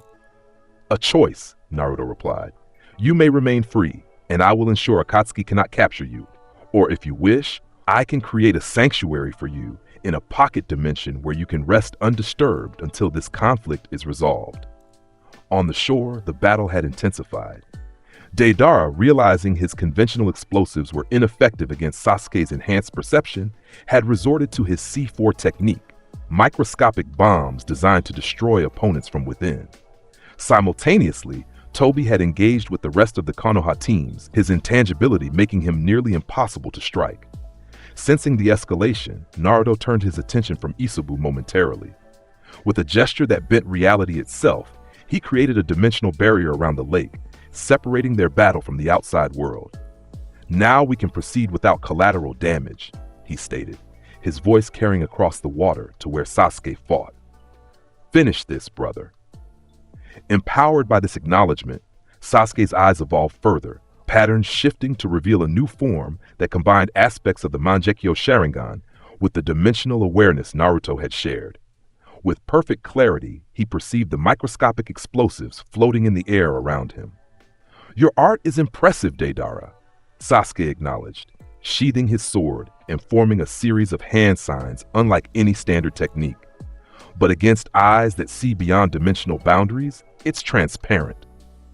Before Deidara could respond, Sasuke released a pulse of chakra that neutralized the microscopic bombs, converting their explosive potential into harmless light that dissipated into the atmosphere.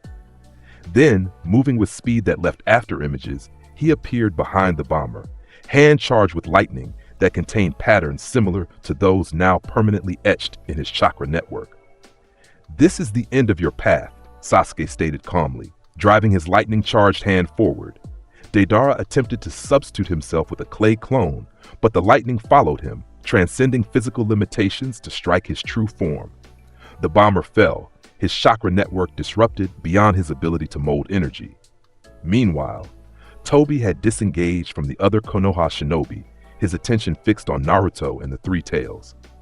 This changes everything, he muttered, his Sharingan spinning rapidly as he analyzed the dimensional barrier Naruto had created. The boy shouldn't be capable of this level of power. Before he could retreat, Naruto appeared before him, stepping through space as if distance were merely a suggestion. Obito Uchiha, he addressed the masked man, using his true name. Or do you prefer to be called Madara in your current role? Behind his mask, Obito's eye widened in shock. How do you... I see beyond the veils you've constructed, Naruto interrupted gently. The lost boy from Team Minato, the one who was crushed by rocks saving his friend, the one whose love for Rin Nohara was manipulated by the real Madara to turn you against the world. For perhaps the first time since donning his persona, Obito was speechless. The casual revelation of his deepest secrets, spoken not with malice but compassion, shook foundations he had believed unassailable. You know nothing, he finally managed, his voice a harsh whisper. I know everything, Naruto countered, his Rinne Sharingan pulsing with light. I've seen the cave where Madara saved you. I've witnessed how he showed you Rin's death to break your spirit.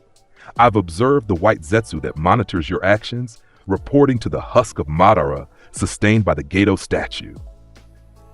With each revelation, Obito's composure fractured further. When he finally lunged forward, attempting to phase through Naruto as he did with all physical opponents, he encountered something unprecedented. Rather than passing through solid matter, he found himself trapped between dimensional boundaries, neither fully in the physical world, nor in the Kamui dimension he asked with his Mangekyo Sharingan. "Your space-time ninjutsu is remarkable," Naruto acknowledged, observing the struggling Uchiha with compassion. "But it operates within the constraints of this reality system. I exist beyond those constraints." With gentle precision, Naruto placed his palm on Obito's chest, directly over his heart. "Let me show you the truth that has been hidden from you." The Rinne Sharingan flared, and suddenly both were standing in a dimension of absolute clarity. Around them unfolded scenes from the past, Madara's manipulation, Zetsu's true nature and allegiance not to the elderly Uchiha, but to something far more ancient, and the fundamental flaw in the infinite Tsukuyomi plan. "The Eye of the Moon plan would not create the world of peace you envision," Naruto explained as they watched these revelations unfold. "It would harvest the chakra of all humanity to revive Kaguya Otsutsuki, my ancestor, but not one whose path I follow." When they returned to the physical world, Obito collapsed to his knees, his mask cracking and falling away to reveal a half-scarred but fully human in its expression of devastation. "All this time," he whispered, "all these years of planning for a lie?" "Not entirely," Naruto offered, kneeling before the broken man. "Your desire for a world without suffering was genuine, but the path offered to you led only to greater suffering." On the crystalline platform in the center of the lake, Isobu had made its decision. "I choose the sanctuary," the massive turtle declared. "This world has brought me nothing but captivity and pain since the sage's passing." Naruto nodded in acknowledgement, turning from Obito momentarily to address the Biju. With complex gestures that transcended normal hand signs, he created a dimensional opening unlike his usual portals. This one shimmered with peaceful energy, revealing glimpses of a pristine ocean unbounded by shores, existing in a pocket of reality separate from their own. "This dimension is connected to my chakra," Naruto explained. "None can enter without my permission, and time flows differently there. What might be years of conflict here will pass as peaceful moments for you." The Three Tails regarded the portal with its single eye, then turned to Naruto one final time. "When this conflict ends, if you survive, will you release my siblings as well?" "That is my intention," Naruto promised. "All the Biju deserve freedom from human exploitation." With a rumbling sound that might have been gratitude, Isobu moved toward the dimensional opening, its massive form somehow fitting through the relatively small portal as reality adjusted to accommodate its passage. As the last of its tails disappeared, the portal sealed itself, leaving behind a small crystalline orb floating above the water, a connection point through which Naruto could communicate with the Biju in its sanctuary. With Isobu secured and both Akatsuki members neutralized, Naruto turned his attention back to Obito. The broken Uchiha remained kneeling, decades of purpose stripped away by revelations he couldn't deny. "What happens now?" Obito asked, his voice hollow. "Will you kill me for my crimes?" "No," Naruto replied, surprising not just Obito but the watching Konoha shinobi who had witnessed this cosmic confrontation. "Death would be an escape, not redemption. And regardless of your actions, you remain precious to someone very important to me." "Who?" Obito questioned, confusion evident in his remaining eye. "Kakashi-sensei has carried the weight of your death for many years," Naruto explained. "The IU game connects you still. He deserves to know the truth, and you deserve the chance to find a new path." As the dimensional barrier around the lake dissolved, restoring their connection to the normal world, Naruto sensed a familiar presence approaching rapidly. Kakashi appeared at the edge of the trees, having been summoned by one of Naruto's dimensional messengers, small constructs of pure chakra capable of traversing vast distances instantaneously. The Jonin froze at the sight before him. His student transformed into something beyond human comprehension, and kneeling before him, a ghost from his past. "Obito?" Kakashi whispered, his visible eye wide with disbelief. "Hello, Kakashi," Obito replied, his voice carrying the weight of decades of separation and choices that had led them both down unexpected paths. "It seems I'm late again." The reunion of former teammates marked another turning point in the unfolding cosmic drama.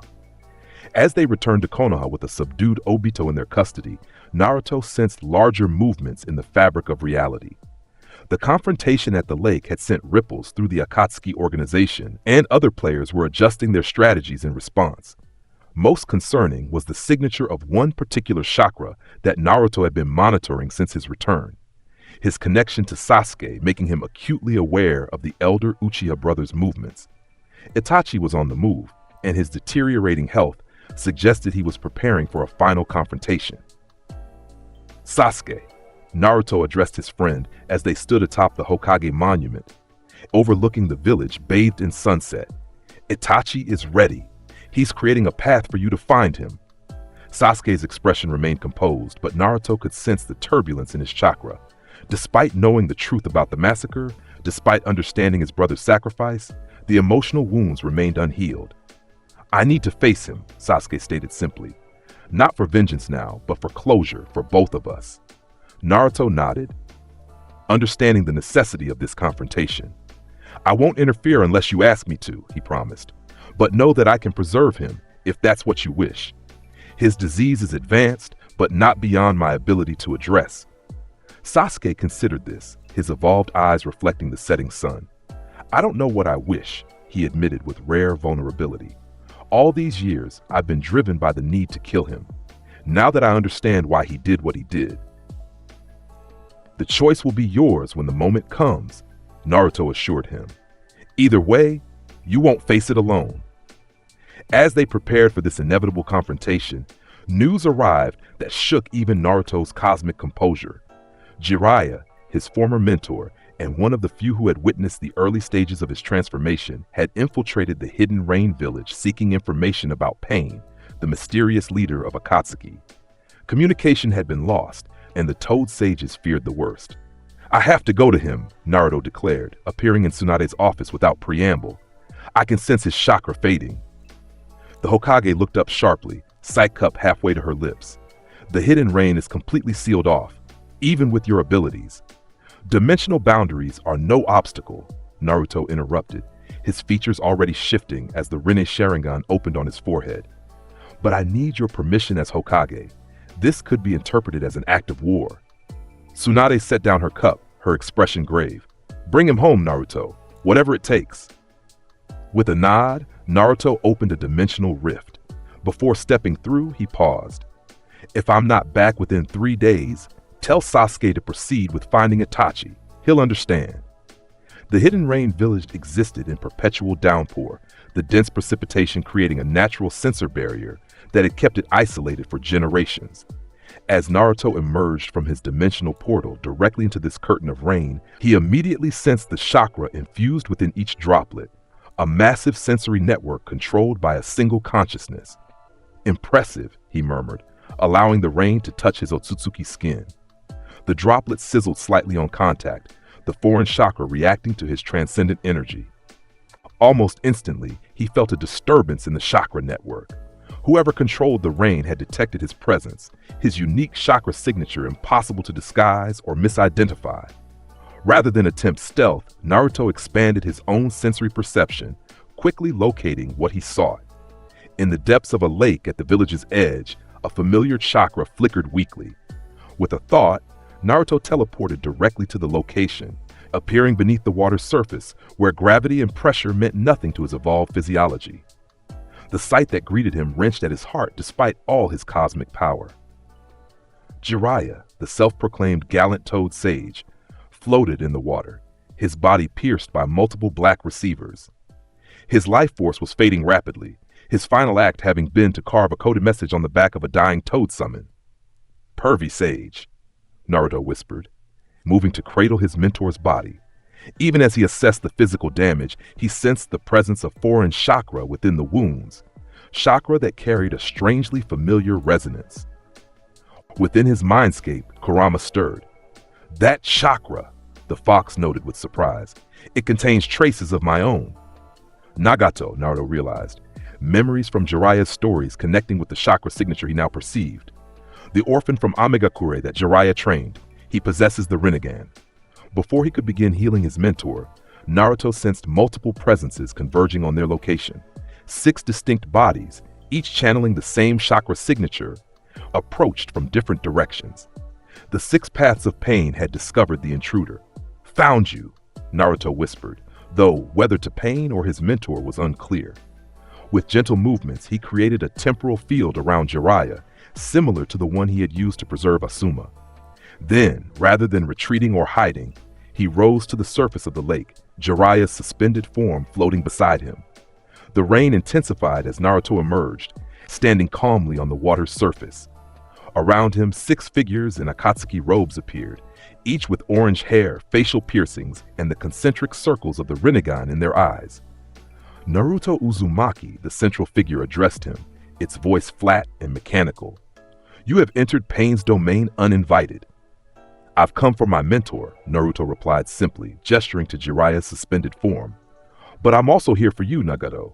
Or perhaps I should address the real you watching through these corpse puppets."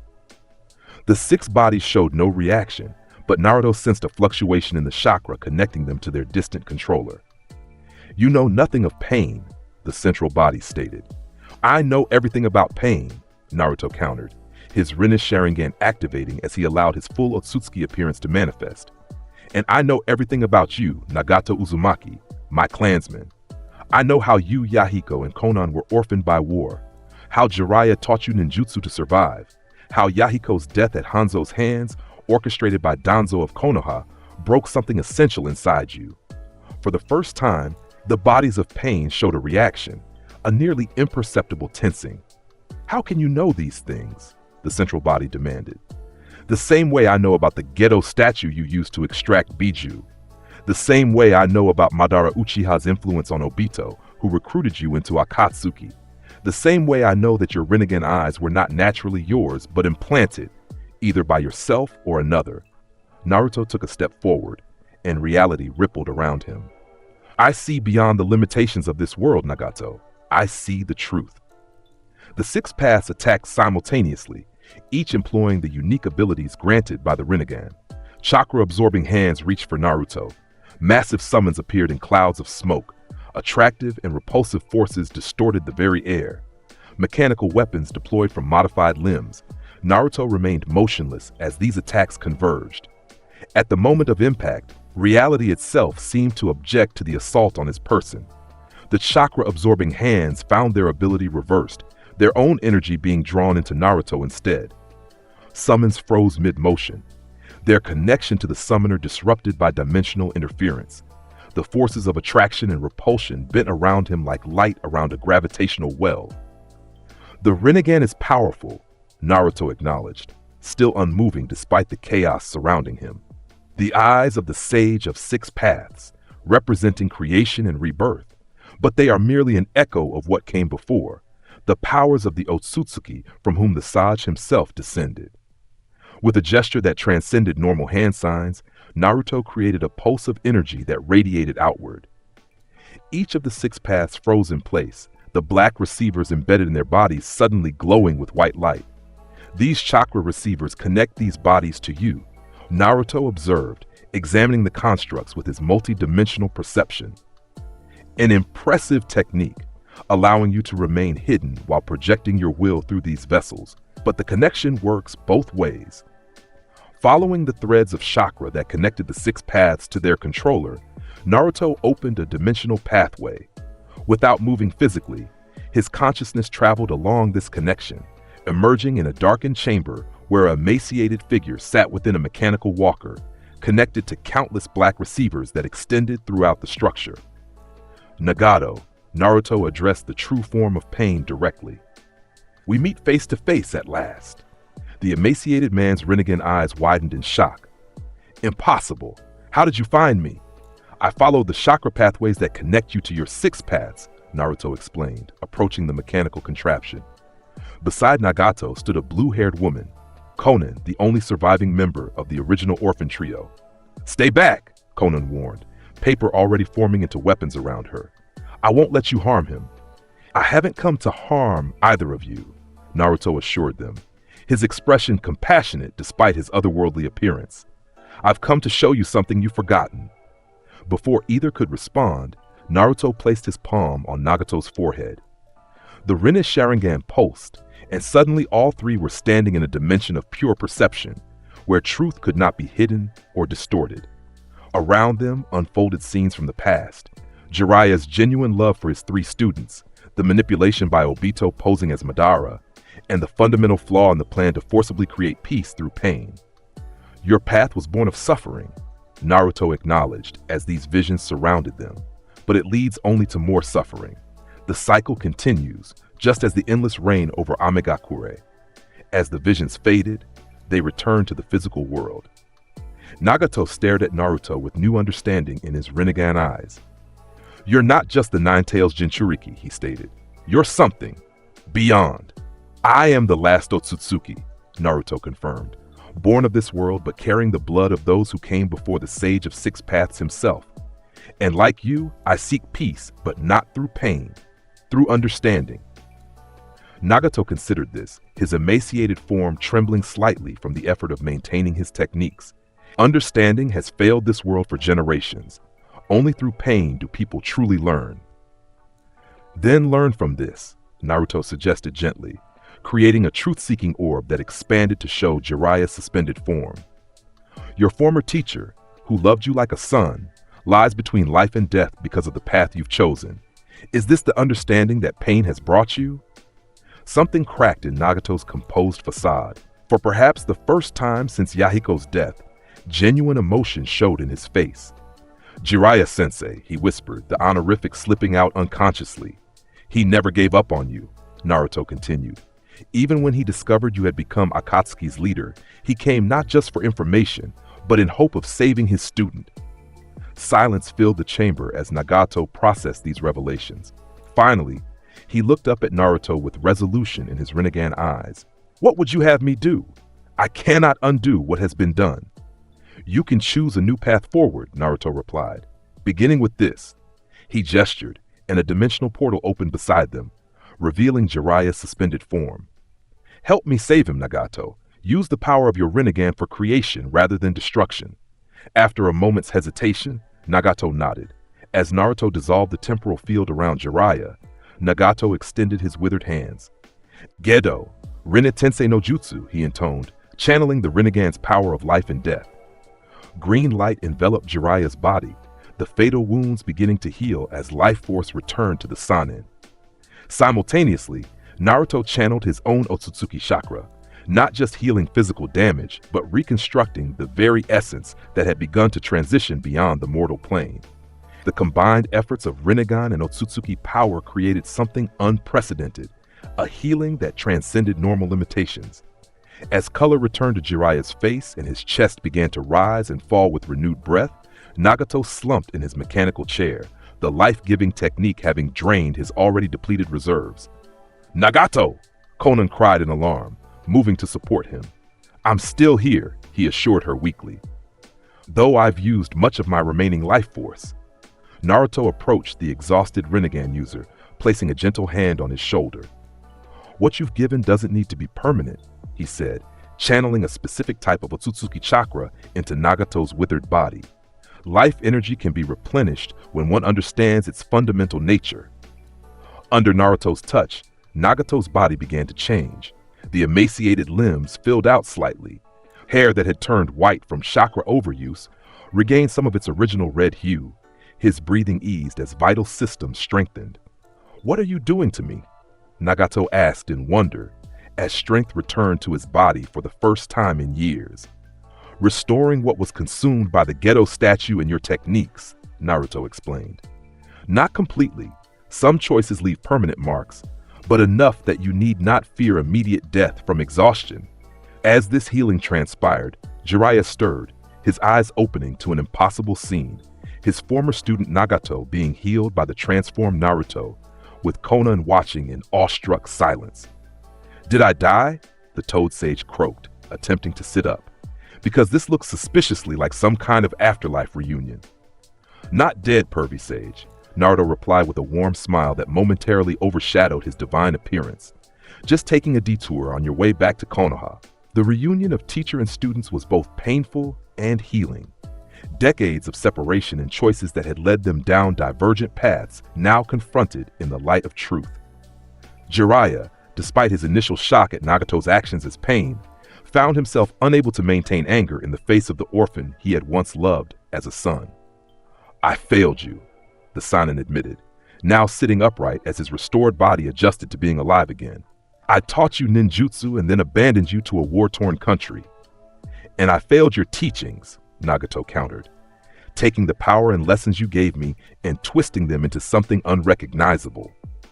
"Perhaps," Naruto suggested gently, "you both succeeded and failed in equal measure, as all humans do. The question now is what path you choose moving forward." Before they could explore this further, Naruto tensed, his cosmic senses detecting a disturbance in the fabric of reality. "Sasuke," he whispered, recognizing the unique chakra signature of his friend flaring with emotional turmoil. "He's found Itachi." "Go," Jiraiya urged, understanding the significance. "We'll find our way back to Konoha." Naruto nodded, creating a dimensional portal with a gesture. "This will take you directly to the Hokage's office," he explained. "Tsunade is expecting Pervy Sage, though the two of you," he addressed Nagato and Konan, "will be something of a surprise." "What will you tell her?" Konan asked, uncertain of the reception that awaited the former Akatsuki leaders. "The truth," Naruto replied simply, "that the leaders of Amigakure wish to discuss peace with Konoha." He smiled at their surprised expressions. "After all, that is who you truly are, isn't it? Not Akatsuki members, but the inheritors of Yahiko's original dream." With that, Naruto opened a separate portal for himself and stepped through, leaving the reunited teacher and students to begin their own journey of reconciliation. He emerged on a battlefield unlike any conventional shinobi conflict. The Uchiha brothers faced each other within the ruins of an ancient hideout, both bleeding and exhausted from a battle that had escalated beyond normal ninjutsu. The walls around them bore the black flames of Amaterasu. The air crackled with the after effects of lightning techniques. And most telling, both brothers' eyes bled from the use of Mangekyo Sharingan abilities. "Sasuke," Naruto called, his voice cutting through the tension like a blade through silk. Both Uchiha turned toward the new arrival, their expressions a study in contrasts. Sasuke's face showed relief mixed with frustration at the interruption. Itachi, however, displayed genuine shock, perhaps the first time the composed elder Uchiha had been truly surprised in years. "What is this?" Itachi questioned, his voice weakened by illness and exertion. "You're not a genjutsu." "No," Naruto confirmed, approaching calmly. "I am very real, Itachi Uchiha, though perhaps not quite as you remember me." Itachi's Sharingan shifted, analyzing the being before him with all the considerable perceptive abilities of his dojutsu. "Your chakra," he observed quietly. "It's not human anymore." "Neither fully human nor fully Otsutsuki," Naruto agreed. "But still Naruto Uzumaki, friend to your brother and ally to those who seek true peace." Sasuke, having partially recovered his composure, addressed Naruto without taking his eyes off Itachi. "I thought you weren't going to interfere unless I asked." "Your chakra called to me," Naruto explained simply. "Not consciously perhaps, but on a level deeper than thought." He turned his attention to Itachi, whose body was racked by a sudden coughing fit, blood speckling his hand as he covered his mouth. "Your illness has progressed further than I anticipated." Itachi straightened with effort, dignity intact despite his deteriorating condition. "My time is measured in minutes now, not days, just enough to complete what I began when I spared my brother years ago. To die by his hand, releasing your Mangekyo techniques into him, while being remembered as a villain who tested Sasuke's strength," Naruto stated, not as a question but as revealed truth.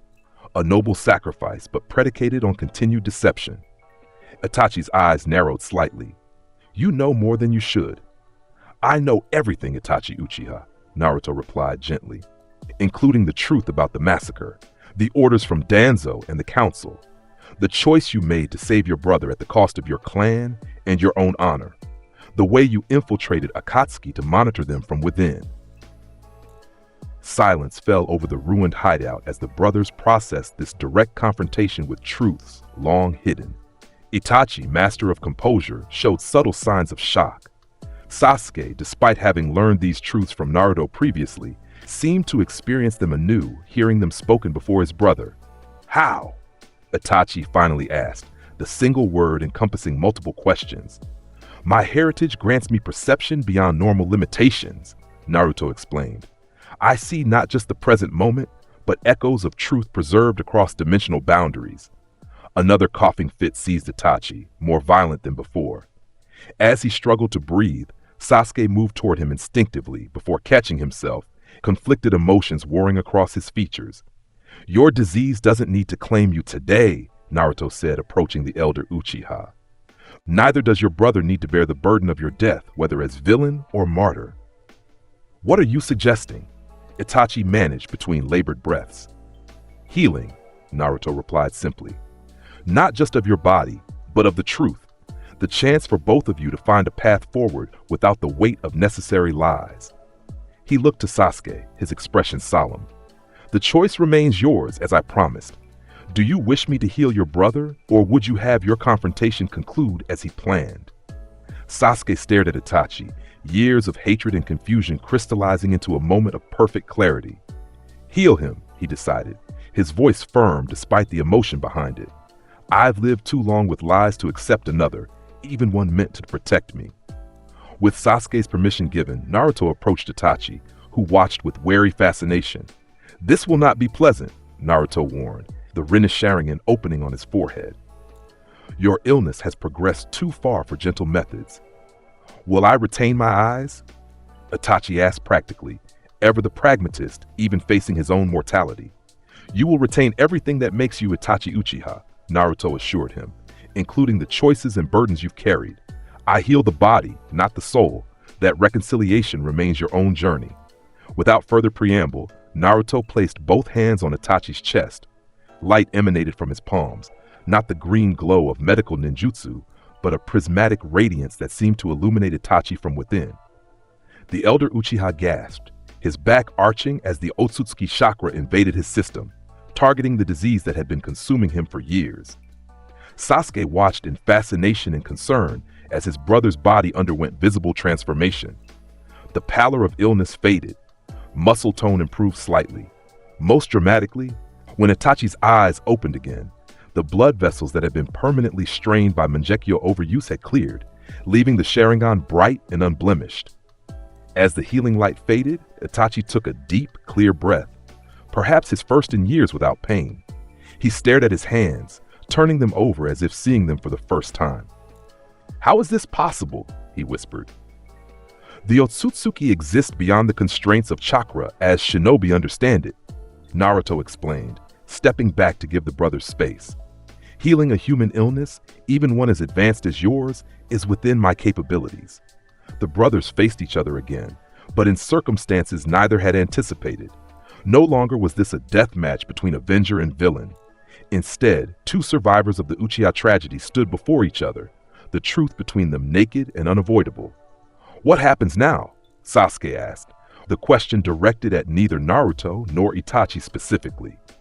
That, Naruto replied, is for the two of you to decide. I've removed the constraint of imminent death, but the path forward is yours to determine. He created a dimensional portal beside him. I'll return to Konoha and inform the Hokage of today's events. Join me when you're ready, both of you, if that's what you choose. With that, Naruto stepped through the portal, leaving the Uchiha brothers to begin the long, complex process of reconciliation that no cosmic power could accomplish for them. Upon returning to Konoha, Naruto found the village in a state of controlled chaos. The arrival of Jiraiya with Nagato and Konan, former leaders of Akatsuki, had created a diplomatic situation unprecedented in shinobi history. Anbu surrounded the Hokage Tower. The council had been convened in emergency session. Intelligence units worked overtime processing the information Nagato had provided about the remaining Akatsuki members.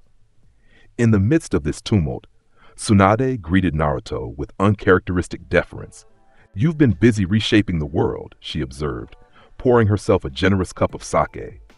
Resurrecting Sannin, converting Akatsuki leaders, and now I hear you've involved yourself with the Uchiha brothers as well? The world is reshaping itself, Naruto corrected gently.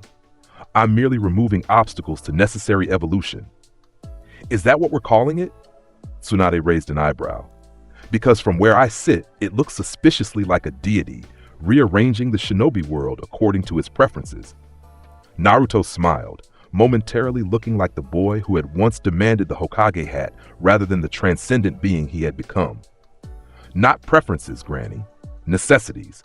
There are threats approaching that would destroy everything if the shinobi world remains fractured by old hatreds and misunderstandings. Before their conversation could continue, alarms sounded throughout the village. A messenger burst into the office without ceremony. Lady Hokage, multiple chakra signatures approaching from the north, massive power levels. Initial reports suggest Otsutsuki. Naruto closed his eyes briefly, his senses extending beyond normal perception. Pain, he stated, opening eyes that now glowed with Otsutsuki power. Or rather, the six paths puppets. Nagato has lost control of them. Lost control? Tsunade questioned sharply. How is that possible? The same way Itachi's Sharingan technique sometimes continued after his conscious control ended, Naruto explained, already moving toward the window. The chakra receivers were programmed with standing orders. Without Nagato actively controlling them, they're executing their last command, capture the Nine Tails Jinchuriki. Where is Nagato now? Tsunade demanded. In the secure hospital wing, too weakened from healing Jiraiya to reassert control. Naruto replied, Don't worry, this threat is mine to address. Before Tsunade could respond, Naruto vanished, reappearing instantaneously at Konoha's northern boundary where the six paths of pain approached. The village's defensive forces were already mobilizing, but Naruto raised his hand, signaling them to stand down. This conflict is not yours to fight, he called to the assembled shinobi. Protect the civilians and maintain the perimeter. I will handle pain. As the six bodies approached, moving with the coordinated precision of puppets following programming rather than conscious direction, Naruto rose into the air. His form began to glow with otherworldly light as he fully embraced his Otsutsuki heritage. The single Rinne Sharingan on his forehead multiplied, additional eyes opening along his arms and torso, each a perfect recreation of the most powerful dojutsu. His horns extended, curving elegantly upward before branching like a crown of celestial antlers. Behold, he addressed the village as much as the approaching threat, his voice resonating across dimensions, the true form of the last Otsutsuki. The six paths attacked simultaneously, each employing the unique abilities of their assigned realm. The Deva path unleashed gravitational forces powerful enough to level mountains. The Ashura path transformed into a mechanical weapon of unprecedented complexity. The animal path summoned massive beasts from across the dimensional spectrum. Naruto remained motionless in the air above Konoha, observing these attacks with the detached interest of one watching children's games. As the combined assault reached him, reality itself seemed to bend, creating a barrier that existed not in physical space, but in the conceptual boundary between dimensions.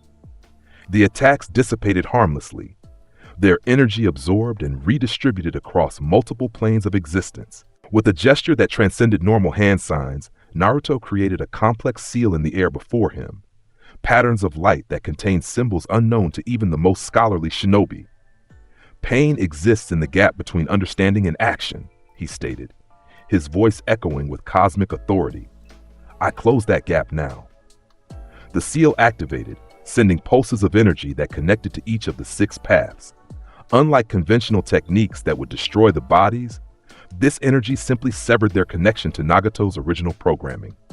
One by one, they froze in place, the light fading from their Rinnegan eyes as the controlling chakra was neutralized.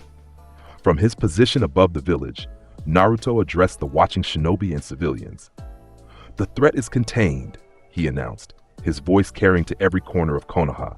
These vessels were acting on programming, not malice. Their controller, Naruto Uzumaki, is already within our village under diplomatic protection, seeking peace. As he descended, the transformed paths floated beside him, suspended in a stasis field of his creation. Landing gently in the village square where hundreds had gathered to witness this cosmic display, Naruto allowed his appearance to partially normalize, the multiple eyes receding, though his horns and pale skin remained as permanent markers of his heritage. Take these to the research division. Thus he instructed the Anbu, who approached cautiously. They contain valuable information about the Rinnegan's capabilities that may prove useful in the challenges to come. Word of this effortless defense against what would have been a devastating attack spread rapidly throughout the shinobi world. In hidden villages across the continent, leaders received reports of how the pale god of Konoha had neutralized 6 S-rank threats without casualties or collateral damage. These reports, combined with earlier accounts of his resurrection of the Kazekage and conversion of Akatsuki leadership, created ripples of reaction throughout the political landscape. Most significantly, the remaining Kage began sending diplomatic envoys to Konoha, seeking to understand the nature of this new power and its implications for the balance between nations. Tsunade found herself hosting representatives from villages that had been hostile or neutral for generations, all unified by a common question. What exactly was Naruto Uzumaki, and how would his powers reshape their world? The answer came in an unexpected form. 3 days after the Six Paths incident, as diplomats from multiple villages gathered in Konoha, a new dimensional rift opened in the center of the village. From it emerged Sasuke and Itachi Uchiha, walking side by side, not in perfect harmony, but in a tentative peace that would have seemed impossible weeks earlier. More surprisingly, they were followed by 4 figures that sent the assembled Anbu into immediate defensive positions. Kasame Hoshigaki, Sasuke's former team Taka, Karen, Suigetsu, and Jugo, and a masked figure immediately recognizable to those with knowledge of Akatsuki's inner circle, Tobi, now openly acknowledged as Obito Uchiha. Before conflict could erupt, Naruto appeared between the newcomers and the defensive forces. "They come under my protection," he announced, his voice carrying the weight of authority that transcended normal hierarchies, as witnesses to truths that all village leaders need to hear. This unprecedented gathering, former enemies, converted adversaries, and cautious allies, convened in Konoha's largest council chamber. The 5 Kage, having been summoned through diplomatic channels or direct intervention, sat at the head table. Tsunade of the Leaf, Gaara of the Sand, A of the Cloud, Mei Terumi of the Mist, and Onoki of the Stone. Before them stood Naruto in his full Otsutsuki manifestation, flanked by those who had once been scattered across opposing factions, but now united by shared knowledge of a greater threat. "I have brought you together," Naruto began, his voice resonating with multiple harmonics, because the conflicts that have divided the shinobi world are insignificant compared to what approaches. The Akatsuki's plan was merely a shadow of a greater design, one orchestrated not by humans or even tailed beasts, but by forces that predate the founding of your villages. With a gesture, he created a dimensional window in the center of the chamber, a viewing portal that showed scenes from beyond their world. The Kage and assembled shinobi watched in stunned silence as visions unfolded of pale, horned beings traveling between planets, planting massive trees that drained worlds of life, and harvesting the resulting chakra fruit. "The Otsutsuki clan," Naruto explained as these visions played out, "my ancestors, have been harvesting chakra across dimensions for millennia. They planted the god tree on this world long ago, resulting in the birth of Kaguya Otsutsuki, the mother of the Sage of 6 Paths, and the origin point of all chakra use among humans. The visions shifted to show Kaguya's rise, her consumption of the chakra fruit, and her eventual sealing by her sons. What you know as the 10 Tails was originally Kaguya herself, transformed after consuming the fruit. The 9 Biju created by the Sage were born from her chakra. If these beings are your ancestors," the Raikage challenged, his deep voice cutting through the hushed atmosphere, "why should we trust you? How do we know you don't share their ambitions?" "A fair question," Naruto acknowledged with a slight inclination of his head. "I carry their blood, but I was born of this world. My humanity remains my anchor, even as my powers have transcended human limitations." He looked around the chamber, meeting the eyes of each leader. "I could have conquered rather than protected, dominated rather than healed. My actions since awakening to my heritage speak to my intentions. And what exactly are those intentions?" Onoki, the elderly Tsuchikage, asked with the skepticism of one who had witnessed multiple generations of conflict. "Unity," Naruto replied simply, "not through force or fear, but through understanding. The shinobi world must stand together against what comes next. Other Otsutsuki who will eventually detect my awakened presence and seek either to recruit or eliminate me." He expanded the dimensional window, showing two specific figures, pale aristocratic beings with horns and confident, cruel expressions. Momoshiki and Kinshiki Otsutsuki already move between dimensions, harvesting worlds. They will come here eventually, drawn by the unusual chakra signature I now emit. When they do, they will find not a world divided and ripe for harvest, but a unified force prepared to defend itself. You propose an alliance between all shinobi villages? Mei Terumi asked, her visible eye narrowed in calculation. Based on a threat that may not materialize for years, if ever? I propose more than an alliance, Naruto corrected. I propose a fundamental reimagining of the shinobi world. Not 5 villages competing for dominance, but a unified civilization advancing together. He created another dimensional window, this one showing possible futures, peaceful coexistence, shared technological advancement, and prosperity that extended beyond the major villages to smaller nations long caught in the crossfire of greater powers. Pretty visions, the Raikage scoffed, but generations of hatred and competition don't disappear because of fancy words and promises, no matter how powerful the speaker. Not words alone, Naruto agreed. Actions. He gestured to those who stood with him, former enemies, now allies. Every person here represents a conflict transformed through understanding rather than violence. Gaara was once consumed by hatred as a Jinchuriki. Itachi was forced to massacre his clan to prevent civil war. Nagato sought peace through pain after losing everything. Obito was manipulated into becoming the mastermind behind Akatsuki. Each found a different path when shown the truth beyond their limited perspective. The debate continued for hours, with legitimate concerns raised about sovereignty, historical grievances, and practical implementation. Throughout, Naruto maintained both his cosmic perspective and his essential humanity, acknowledging the complexity of what he proposed while gently but firmly guiding the discussion toward inevitable conclusion. As the session ended, a provisional agreement had been reached. Not yet the unified world Naruto envisioned, but the first step toward it. A summit would be held at the neutral land of Iron, where all 5 Kage would formalize a mutual defense pact specifically oriented toward extraterrestrial threats. Information about the Otsutsuki would be shared freely between villages. Joint training exercises would begin to prepare for coordinated defense. As the leaders departed to prepare their villages for this unprecedented cooperation, Tsunade remained behind with Naruto in the now empty council chamber. "You're changing everything," she observed, a mixture of awe and concern in her voice, "reshaping the foundations of a world order that has existed for generations." "The foundations were built on shifting sand," Naruto replied gently. The village system was created as a response to endless clan warfare, but it merely elevated the conflict to a larger scale. What comes next requires evolution beyond those limitations. Tsunade studied him, seeing both the godlike being he had become and echoes of the determined boy who had once demanded her necklace. "And where do you fit in this new world order? Will you rule as some kind of shinobi god?" Naruto smiled, momentarily looking entirely human, despite his transformed appearance.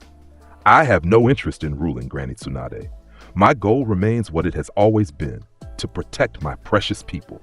It's just that my understanding of who those people are has expanded to include all of humanity."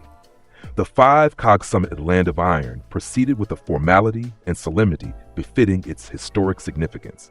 Samurai guards maintained neutrality as leaders who had been adversaries for generations gathered under a single roof, united by common concern over the revelations Naruto had shared.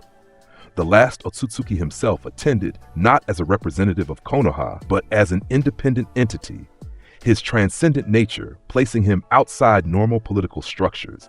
He observed more than participated, allowing the Kai to establish their own framework for cooperation without overt divine intervention.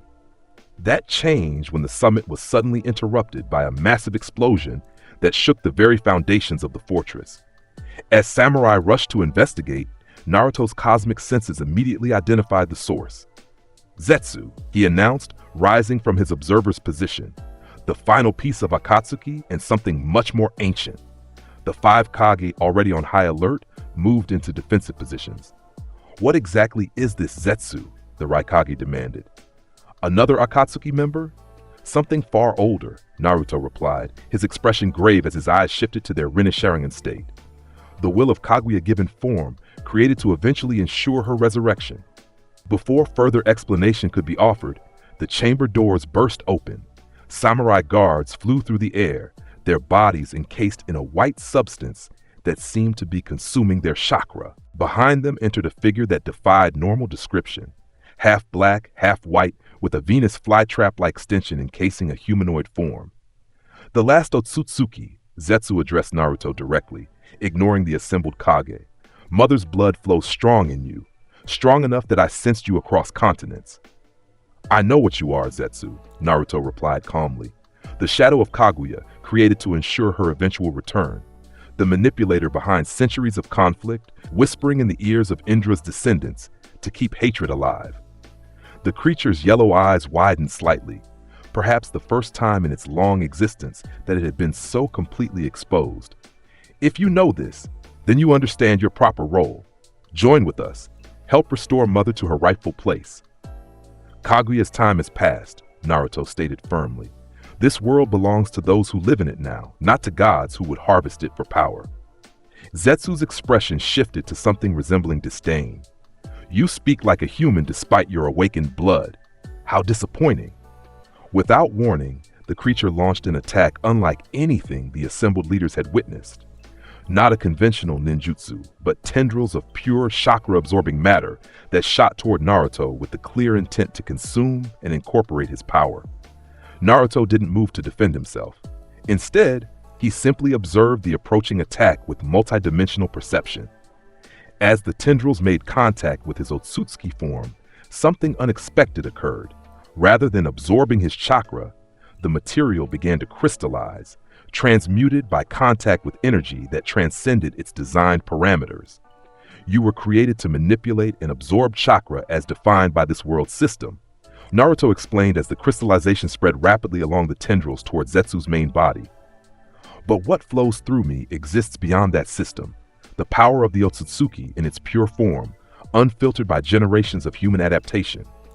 Zetsu attempted to sever the affected portions, but the crystallization accelerated, consuming its form with increasing speed. This isn't possible, the creature hissed, genuine fear showing in its ancient eyes. I am Mother's will. And I am what comes after, Naruto replied with compassion rather than triumph. The evolution beyond consumption and harvest. The Otsutsuki who chooses to nurture rather than deplete. As the crystallization reached Zetsu's core, the creature made a final, desperate lunge toward the assembled Kage, perhaps hoping to take hostages or simply cause chaos in its final moments. It never reached its targets. Naruto raised his hand, and reality bent around Zetsu, freezing it in mid-motion as the crystallization completed its work. Where the ancient manipulator had stood now remained only a statue of perfect crystal, its form captured in a moment of desperate rage. With a gesture that transcended normal hand signs, Naruto caused the crystal to rise into the air, suspended by forces beyond conventional gravity.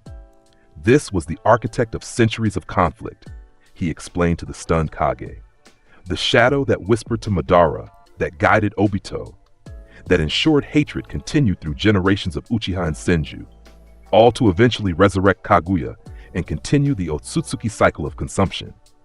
And now? Gaara asked, his normally impassive face showing rare emotion at the cosmic display they had witnessed. Now that cycle is broken, Naruto replied. With a simple gesture, he opened a dimensional rift beside the suspended crystal. This remnant of Kaguya's will shall be sealed where it can never again influence this world. The crystal Zetsu floated into the dimensional opening, which sealed behind it with a sound like a sigh. Silence fell over the chamber as the assembled leaders processed what they had witnessed. A threat none of them had known existed, neutralized by power beyond their comprehension. This, Naruto addressed them collectively, is why unity is not optional but essential. Zetsu was merely the lingering will of Kaguya, who was herself just one Otsutsuki. Others will come, drawn by the chakra of this world, and now by my awakened presence. When they do, they will bring power that dwarfs what you have just witnessed. The demonstration proved more convincing than hours of diplomatic discussion. By day's end, The five great nations had signed not just a defensive pact, but a comprehensive alliance, the first step toward the unified world Naruto envisioned. Smaller nations, represented by observers at the summit, quickly requested inclusion, recognizing that old grievances paled before cosmic threats. As the summit concluded, Naruto sensed a disturbance in the dimensional fabric that surrounded Earth, a ripple that suggested attention from distant observers. Standing alone on the fortress rooftop under the cold mountain stars, he extended his consciousness beyond normal limitations, searching for the source. In the space between dimensions, his awareness encountered another. Ancient, powerful, and undeniably Otsutsuki in nature, this presence observed him with cold calculation. "You have awakened fully, kinsman," the presence acknowledged, its communication bypassing language to connect directly with Naruto's consciousness. The first Earthborn Otsutsuki to reach maturity in millennia. Momoshiki, Naruto identified the presence. "You're still far from this world, but watching nonetheless. A cultivated world with an awakened Otsutsuki defender, it's the distant presence noted with a mixture of disdain and interest. Unprecedented. The clan will find this intriguing. When you come," Naruto projected clearly, "you will not find an easy harvest. This world stands unified against consumption." The presence seemed to consider this, its calculating attention shifting subtly. "We shall see, kinsman. Cultivation always ends in harvest. It is the way of our clan since the beginning. Some cycles are meant to be broken," Naruto countered. "Some evolutions transcend their origins." The presence withdrew without further communication, but Naruto sensed its continued observation from across dimensional boundaries. The encounter confirmed what he had already suspected. His awakening had drawn attention from beyond their world. The time to prepare had begun in earnest. Returning to Konoha with this knowledge, Naruto called together those who had become his inner circle. Sasuke, whose connection to him had created a being of near Otsutsuki potential. Itachi, whose analytical mind comprehended cosmic strategy. Jiraiya, whose network spanned the human world. Nagato and Konan, whose Rinnegan and organizational skills would be essential, and Obito, whose dimensional abilities complemented Naruto's own. "They're watching," he informed this unprecedented gathering. "Momoshiki has sensed my awakening and observes from across dimensions. Eventually, he will come in person, likely with Kinshiki and perhaps others." "How long do we have?" Itachi asked practically. "Time flows differently between dimensions," Naruto explained. "What might be years for us could be moments for them, or vice versa. But based on the ripples I'm detecting, I would estimate less than 2 years before they physically manifest in our world." 2 years to prepare for gods, Jiraiya mused, stroking his chin. "Not much time." "We won't face them as we are now," Naruto replied, creating a complex dimensional diagram in the air between them. "What you see before you is a training regimen unlike any attempted in shinobi history. Not just physical and chakra development, but dimensional awareness, cosmic perception, and transcendent techniques." The diagram expanded, showing specialized paths for each person present, building on their natural abilities while elevating them beyond normal limitations. For Sasuke, evolution of his eyes toward Otsutsuki perception. For Nagato, mastery of the Rinnegan beyond what Madara had intended. For Obito, refinement of Kamui into true dimensional manipulation rather than simple transportation. "You intend to create an army of near-transcendent beings," Itachi observed, his perfect Sharingan analyzing the complex diagram. "Not an army," Naruto corrected. "A fellowship. Quality over quantity. Those with the potential and willingness to evolve beyond normal limitations, creating a core around which the unified shinobi forces can organize." The training began immediately, with Naruto's transformed companions becoming the nucleus of what would eventually be called the Transcendent Council. Each day, they gathered in a special training dimension Naruto had created, a space where time flowed differently, allowing years of development to occur in months of outside time. While this inner circle evolved under his direct guidance, Naruto worked simultaneously with the broader Shinobi Alliance. Joint training exercises between formerly hostile villages created new tactical combinations. Intelligence networks merged, creating unprecedented information sharing. Research divisions collaborated on technologies and techniques that blended the specialties of different villages. Most significantly, Naruto began a careful program of chakra enhancement for the general shinobi population. Not the full transformation he had undergone, or even the partial transcendence of his inner circle, but a subtle refinement of human chakra to better resist Otsutsuki absorption techniques. Think of it as a vaccination, he explained to the Joint Council of Village Leaders. A small exposure to Otsutsuki chakra, carefully controlled, that teaches your energy how to resist foreign harvesting. As months passed in the outside world, the changes became increasingly visible. Shinobi who had once identified primarily by village now wore unified insignia alongside their traditional symbols. Joint missions became common rather than exceptional. Children in academies across the continent learned not just their village's history, but a comprehensive understanding of the shinobi world and the cosmic threats beyond it. Through it all, Naruto maintained his connection to his human roots. Despite his transcendent evolution, he could still be found eating ramen at Ichiraku, training with younger shinobi, or simply watching sunsets from atop the Hokage monument.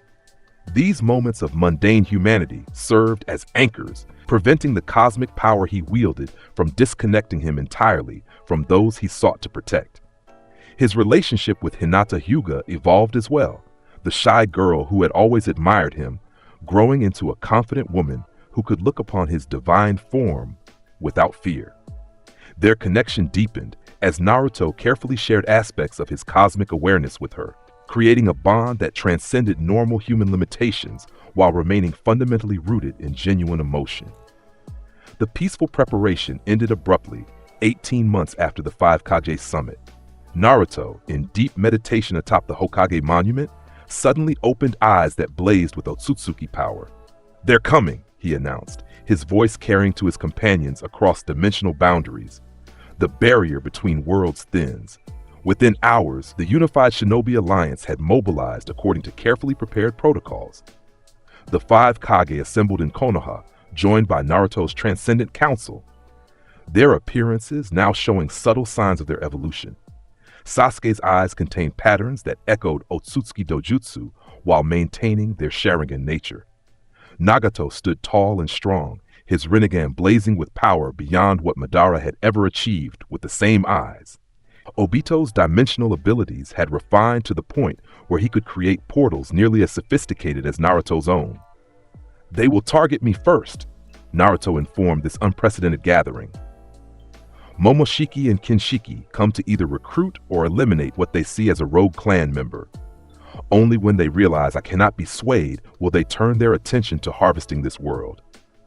"Where will they appear?" Gaara asked, his control over sand now enhanced with cosmic awareness that allowed him to manipulate particles across dimensional boundaries. Naruto closed his eyes briefly, his senses extending beyond normal perception. The intersection point will be approximately 300 kilometers north of here, a valley uninhabited by humans but rich in natural energy. "We should evacuate nearby settlements, regardless," Tsunade suggested pragmatically. Already in progress, Shikamaru confirmed, his tactical mind having evolved through exposure to Naruto's cosmic strategies. Defense forces are moving into position following Contingency Plan Alpha. As these preparations proceeded with practiced efficiency, Naruto withdrew momentarily to a private dimension he had created, a space of perfect tranquility where he communed with the genetic memories of his ancestors. Unlike previous sessions where he had sought knowledge or guidance, this communion had a different purpose. "I stand against you," he addressed the ancestral presences directly, not in ignorance of our clan's ways, but in full understanding of them. What you have always done is not what must always be. The presences stirred within his consciousness. Kaguya, Momoshiki, Ishiki, Kinshiki, and others less defined but equally ancient. Their reactions varied from outrage to curious observation. "You would protect cattle rather than harvest them," Momoshiki's essence noted with aristocratic disdain. "How far you have fallen from our purpose." "Or how far I have risen beyond it," Naruto countered. "Evolution doesn't always mean consumption. Sometimes it means symbiosis, growing together rather than feeding upon." "Naive," Ishiki's presence dismissed. "The strong consume the weak. This is the fundamental law of existence." "Then I will rewrite that law." Naruto stated with quiet certainty. Beginning today. He emerged from meditation to find dawn breaking over the shinobi encampment. The unified forces had positioned themselves according to the strategic framework developed over months of joint training. At the center stood the 5 Kage and the Transcendent Council, with Naruto and Sasuke at the formation's heart. It begins, Naruto announced as the sky above them distorted, reality itself protesting as beings from beyond their dimension forced entry into their world. The dimensional tier widened, revealing 2 figures descending from a realm beyond normal perception. Momoshiki and Kinshiki Otsutsuki arrived not with subtlety, but with ostentatious display, cosmic power radiating from their pale forms as they surveyed the assembled defenders with expressions of amused disdain. Quaint, Momoshiki observed, his refined features showing neither concern nor exertion despite the massive dimensional crossing. The cattle have organized themselves around their shepherd. His attention fixed on Naruto, standing calmly at the center of the formation. Though I must say, kinsman, you've developed impressively since I first sensed your awakening. Momoshiki, Naruto acknowledged with a slight inclination of his head. And Kinshiki, I've been expecting you. Have you indeed? Momoshiki's lips curved in a smile that contained no warmth. Then you know why we've come. Your power has reached levels that require clan attention. Join us willingly, and this world will be harvested humanely. Resist, and well. He gestured casually toward the assembled shinobi forces. Your pets will suffer unnecessarily. Naruto stepped forward, his form shifting as he embraced his full Otsutsuki manifestation. Multiple Rinne Sharingan opened across his body. His horns extended into a crown-like formation that signified his unique evolution. Behind him, truth-seeking orbs formed in a perfect halo, each containing power that could reshape reality itself. I will not join you, he stated, his voice resonating across dimensions. Nor will this world be harvested. The cycle ends here, Momoshiki. The aristocratic Otsutsuki's expression hardened. Disappointing, if predictable, your contamination by human sentiment appears terminal. He turned slightly to his massive companion. Kinshiki, subdue our wayward kinsman. We'll purify him once we return to the clan homeworld. Kinshiki moved with speed that defied his size, crossing the intervening space in an instant. His massive fist, charged with energy that could shatter planets, drove toward Naruto's seemingly unprotected form. The impact never occurred. Inches from contact, Kinshiki froze, not from external restraint, but from fundamental interference with his very existence. Naruto hadn't moved, hadn't raised a hand in defense. He had simply looked at the attacking Otsutsuki and adjusted the reality around him. Your strength is impressive, Kinshiki, Naruto acknowledged, as the massive being struggled against constraints that existed beyond physical dimensionality. But strength alone means nothing against one who can redefine the parameters of strength itself. With a gesture that contained no wasted motion, Naruto created a dimensional rift directly behind Kinshiki. Unlike his normal portals, this one pulsed with energy that resonated specifically with Otsutsuki physiology. This leads to a dimension I've prepared, one where your powers will be contained until you're ready to discuss alternatives to consumption. Before Kinshiki could respond, the dimensional pull intensified, drawing him inexorably backward. He vanished into the rift with a roar of frustrated rage, the portal sealing instantly behind him. Momoshiki's composed facade cracked slightly, genuine surprise showing in his pale features. Impossible, he whispered, then louder. Impossible. No Otsutsuki can imprison another in a dimensional pocket of their own creation. The clan fail-safes prevent it. I am not bound by clan fail-safes, Naruto replied calmly. I evolved independently outside the constraints of clan conditioning. My abilities exist beyond the parameters you understand as Otsutsuki power. Rage replaced surprise as Momoshiki processed this unprecedented situation. Then I will simply have to demonstrate true Otsutsuki might, he snarled, producing a small scroll from which he extracted multiple chakra pills, condensed forms of energy harvested from other worlds.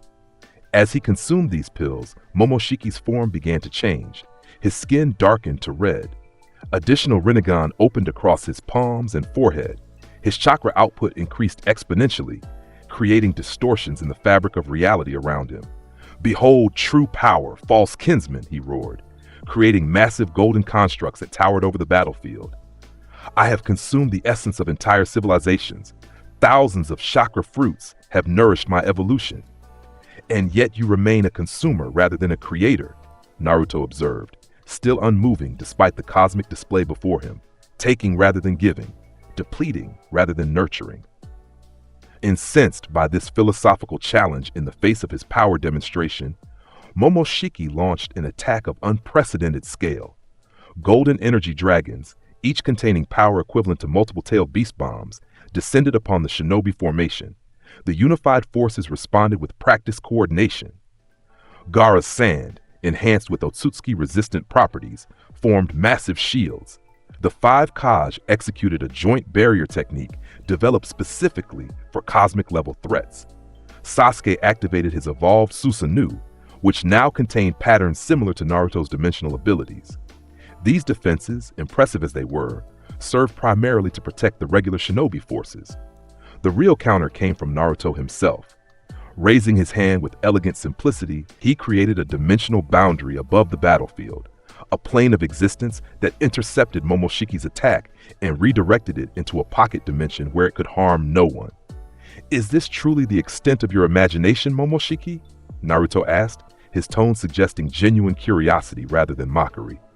"After thousands of years of evolution, countless consumed worlds, you still resort to simple destruction?" "Silence!"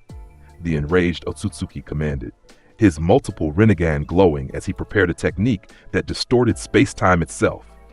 "I will unmake you atom by atom." The attack that followed transcended normal ninjutsu or even Otsutsuki abilities, as the shinobi world had come to understand them. Momoshiki essentially rewrote the fundamental laws of physics within a defined area, creating a space where matter itself lost coherence, a technique designed to disintegrate Naruto at the subatomic level. For the first time in the confrontation, Naruto moved. Stepping forward with fluid grace, he entered the distorted space willingly. Rather than disintegrating, his form seemed to absorb the chaotic energy, incorporating it into his own multidimensional existence. "You attempt to unmake me by changing the laws of physics?" Naruto observed as he continued walking calmly toward the increasingly desperate Momoshiki. "But I exist beyond those laws, Momoshiki. My essence spans dimensions where the rules you manipulate have no meaning." With each step, Naruto's form evolved further, responding to the cosmic assault by transcending additional limitations. The crown of horns above his head expanded into a halo-like formation of pure chakra. The multiple Rinne across his body synchronized, pulsing with light that illuminated not just the physical battlefield, but the dimensional boundaries surrounding it. "What are you?" Momoshiki demanded, genuine fear now visible beneath his aristocratic arrogance. "No Otsutsuki has ever evolved like this." "I am what comes next," Naruto replied simply. "The evolution beyond consumption, the transcendence that grows through connection rather than absorption." Reaching the space directly before Momoshiki, Naruto extended his hand, not in attack, but in an offer. "It doesn't have to end in your destruction, kinsman. There is another path, one where the Otsutsuki evolve beyond the cycle of consumption that has defined us since the beginning." For a moment, something like consideration flickered in Momoshiki's eyes, perhaps the first time in millennia that the ancient being had encountered an idea truly new to his existence. Then his expression hardened once more. "Never," he spat, gathering his remaining power for one final, desperate attack. "The Otsutsuki consume. That is our nature, our purpose, our right." "Then you leave me no choice," Naruto said, genuine regret in his voice. As Momoshiki launched his final assault, a technique designed to collapse the dimensional boundaries between worlds, potentially destroying the entire planet in his desperation, Naruto simply looked at him. Not with hatred or triumph, but with compassion for a being who could not imagine existence beyond the limitations he had accepted for millennia. Reality itself seemed to pause, the laws of cause and effect temporarily suspended as Naruto exerted his will not on the physical plane, but on the conceptual underpinnings of existence itself. When motion resumed, Momoshiki found himself frozen not in ice or paralysis, but in potentiality, existing in a state between action and consequence. "Your consumption ends here," Naruto stated, placing his palm against Momoshiki's chest. "But your existence need not. Light spiraled from Naruto's hand, not destroying the ancient Otsutsuki, but fundamentally transforming him. The multiple Rinnegan receded. The red skin faded back to alabaster. Most significantly, the cosmic hunger that had driven him for millennia was not destroyed but transmuted. Evolutionary drive redirected from consumption towards symbiosis. When the transformation completed, Momoshiki collapsed to his knees, his expression showing shock and disorientation. "What have you done to me?" he whispered, staring at hands that no longer craved absorption. "I've freed you from patterns established before you were born," Naruto explained gently. "The compulsion to consume wasn't your choice, Momoshiki. It was programming established by the clan founders to ensure continuous expansion. You can exist without it. You can evolve beyond it." The ancient Otsutsuki looked up at Naruto with eyes that saw clearly, perhaps for the first time in his long existence. The hunger, it's gone, he realized with wonder. The constant need to absorb, to take, I can think without it clouding everything. "That's the first step," Naruto acknowledged, extending his hand to help the transformed being to his feet. The journey beyond consumption begins with recognizing that it was never the only path. As Momoshiki stood, visibly processing this fundamental shift in his existence, the assembled shinobi forces watched in amazed silence. They had prepared for cosmic battle, for potential sacrifice against overwhelming odds. Instead, they witnessed something far more profound, the redemption of a being they had believed beyond redemption. "What happens now?" Momoshiki asked, the arrogance gone from his voice, replaced by genuine uncertainty. "That depends on your choice," Naruto replied. "You can return to the clan, carrying this new understanding. Though I warn you, they will likely see it as corruption rather than evolution. Or you can remain here, helping us prepare for those who will inevitably follow when they realize what has occurred." Momoshiki considered this, his ancient mind adapting to possibilities he had never before contemplated. "Others will come," he confirmed finally. "The clan monitors dimensional disturbances. When they realize what has happened to Kinshiki and myself, then we prepare," Naruto stated simply. "Not through fear or desperate armament, but through continued evolution and unity." In the days that followed this unprecedented encounter, the shinobi world absorbed the implications of what they had witnessed. A being capable of destroying their entire civilization had been not just defeated but transformed. The impossible had become possible. The cosmic had touched the human and been itself changed in the process. Most significantly, the experience cemented the unity that Naruto had been nurturing since his return. Village boundaries, while still acknowledged for administrative purposes, no longer defined shinobi identity. The shared experience of standing together against a threat beyond normal comprehension had created bonds that transcended traditional divisions. 6 months later, as the unified world continued its preparation for future cosmic encounters, a ceremony unlike any in shinobi history took place in Konoha. The 5 Kage, standing together before representatives from every village and nation, formally established the Transcendent Council as an authority that existed alongside but separate from traditional leadership structures. At its head stood Naruto, now openly acknowledged as the last Otsutsuki, not a god to be worshipped, but a protector and guide whose perspective transcended normal human limitations. Beside him stood Sasuke, his evolution having continued until he existed in a state between human and Otsutsuki, maintaining his Uchiha heritage while transcending its limitations. The council included others who had evolved beyond normal parameters. Itachi, whose analytical mind now processed information across dimensional boundaries. Nagato, whose mastery of the Rinnegan had expanded to incorporate aspects of Otsutsuki perception.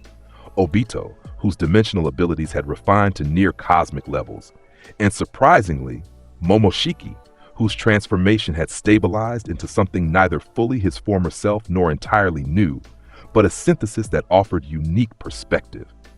As Tsunade formally inducted the council, she addressed the assembled representatives with characteristic directness. "We stand at a turning point in shinobi history," she declared. "Not just because of the threats we have faced or those that may yet come, but because we have chosen to evolve beyond limitations we once thought immutable. Village boundaries, clan rivalries, the cycle of hatred that defined generations of conflict." She turned to Naruto, who stood in a form balanced between his human appearance and his Otsutsuki manifestation, horns visible but not dominant, eyes shifting between blue and lavender, skin pale but not otherworldly. We have been shown a path beyond consumption and competition, beyond taking and dominating, a path where evolution comes through connection rather than conquest.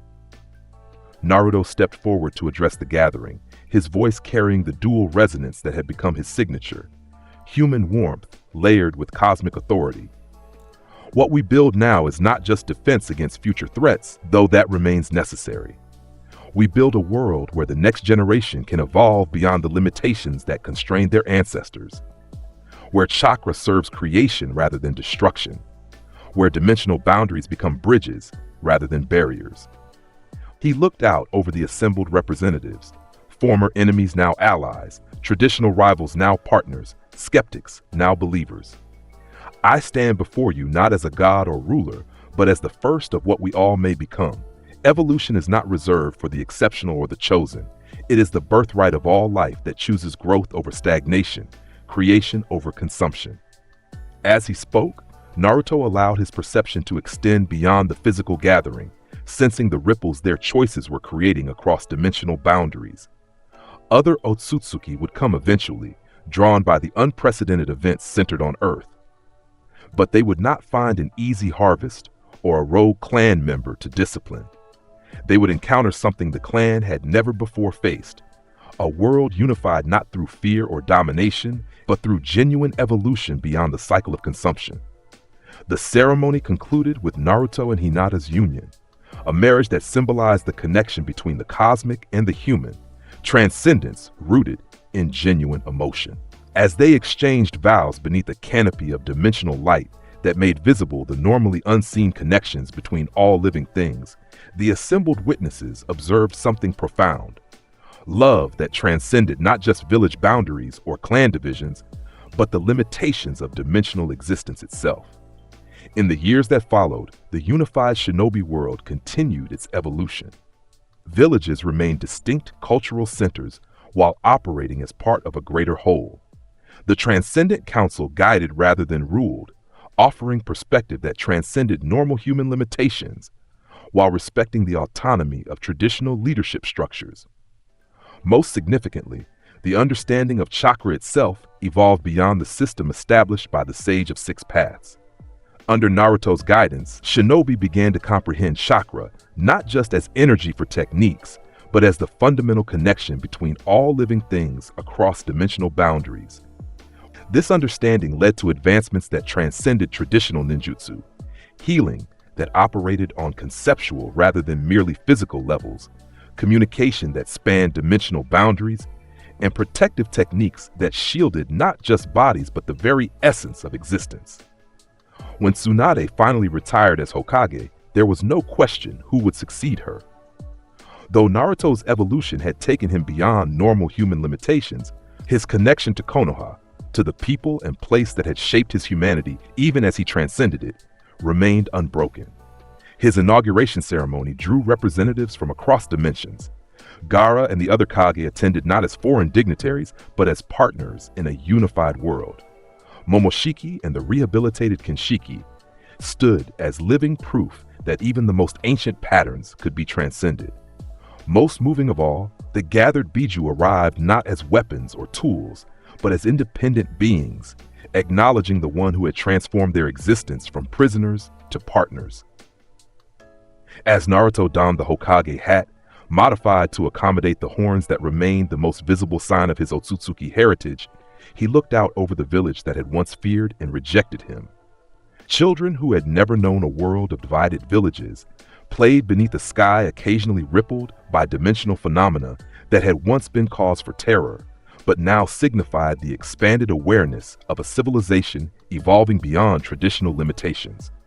The journey continues, he addressed the gathered crowd, his voice carrying both the authority of the Hokage and the transcendent perspective of the last Otsutsuki. What we build now is not just for ourselves, but for all who will come after us. Human, Biju, and yes, even Otsutsuki, a world where evolution comes through connection rather than consumption, where power serves creation rather than destruction. He turned his gaze upward, beyond the physical sky to the dimensional boundaries where he could sense distant observers. Other Otsutsuki watching with a mixture of curiosity, concern, and perhaps, in some, the first stirrings of something new.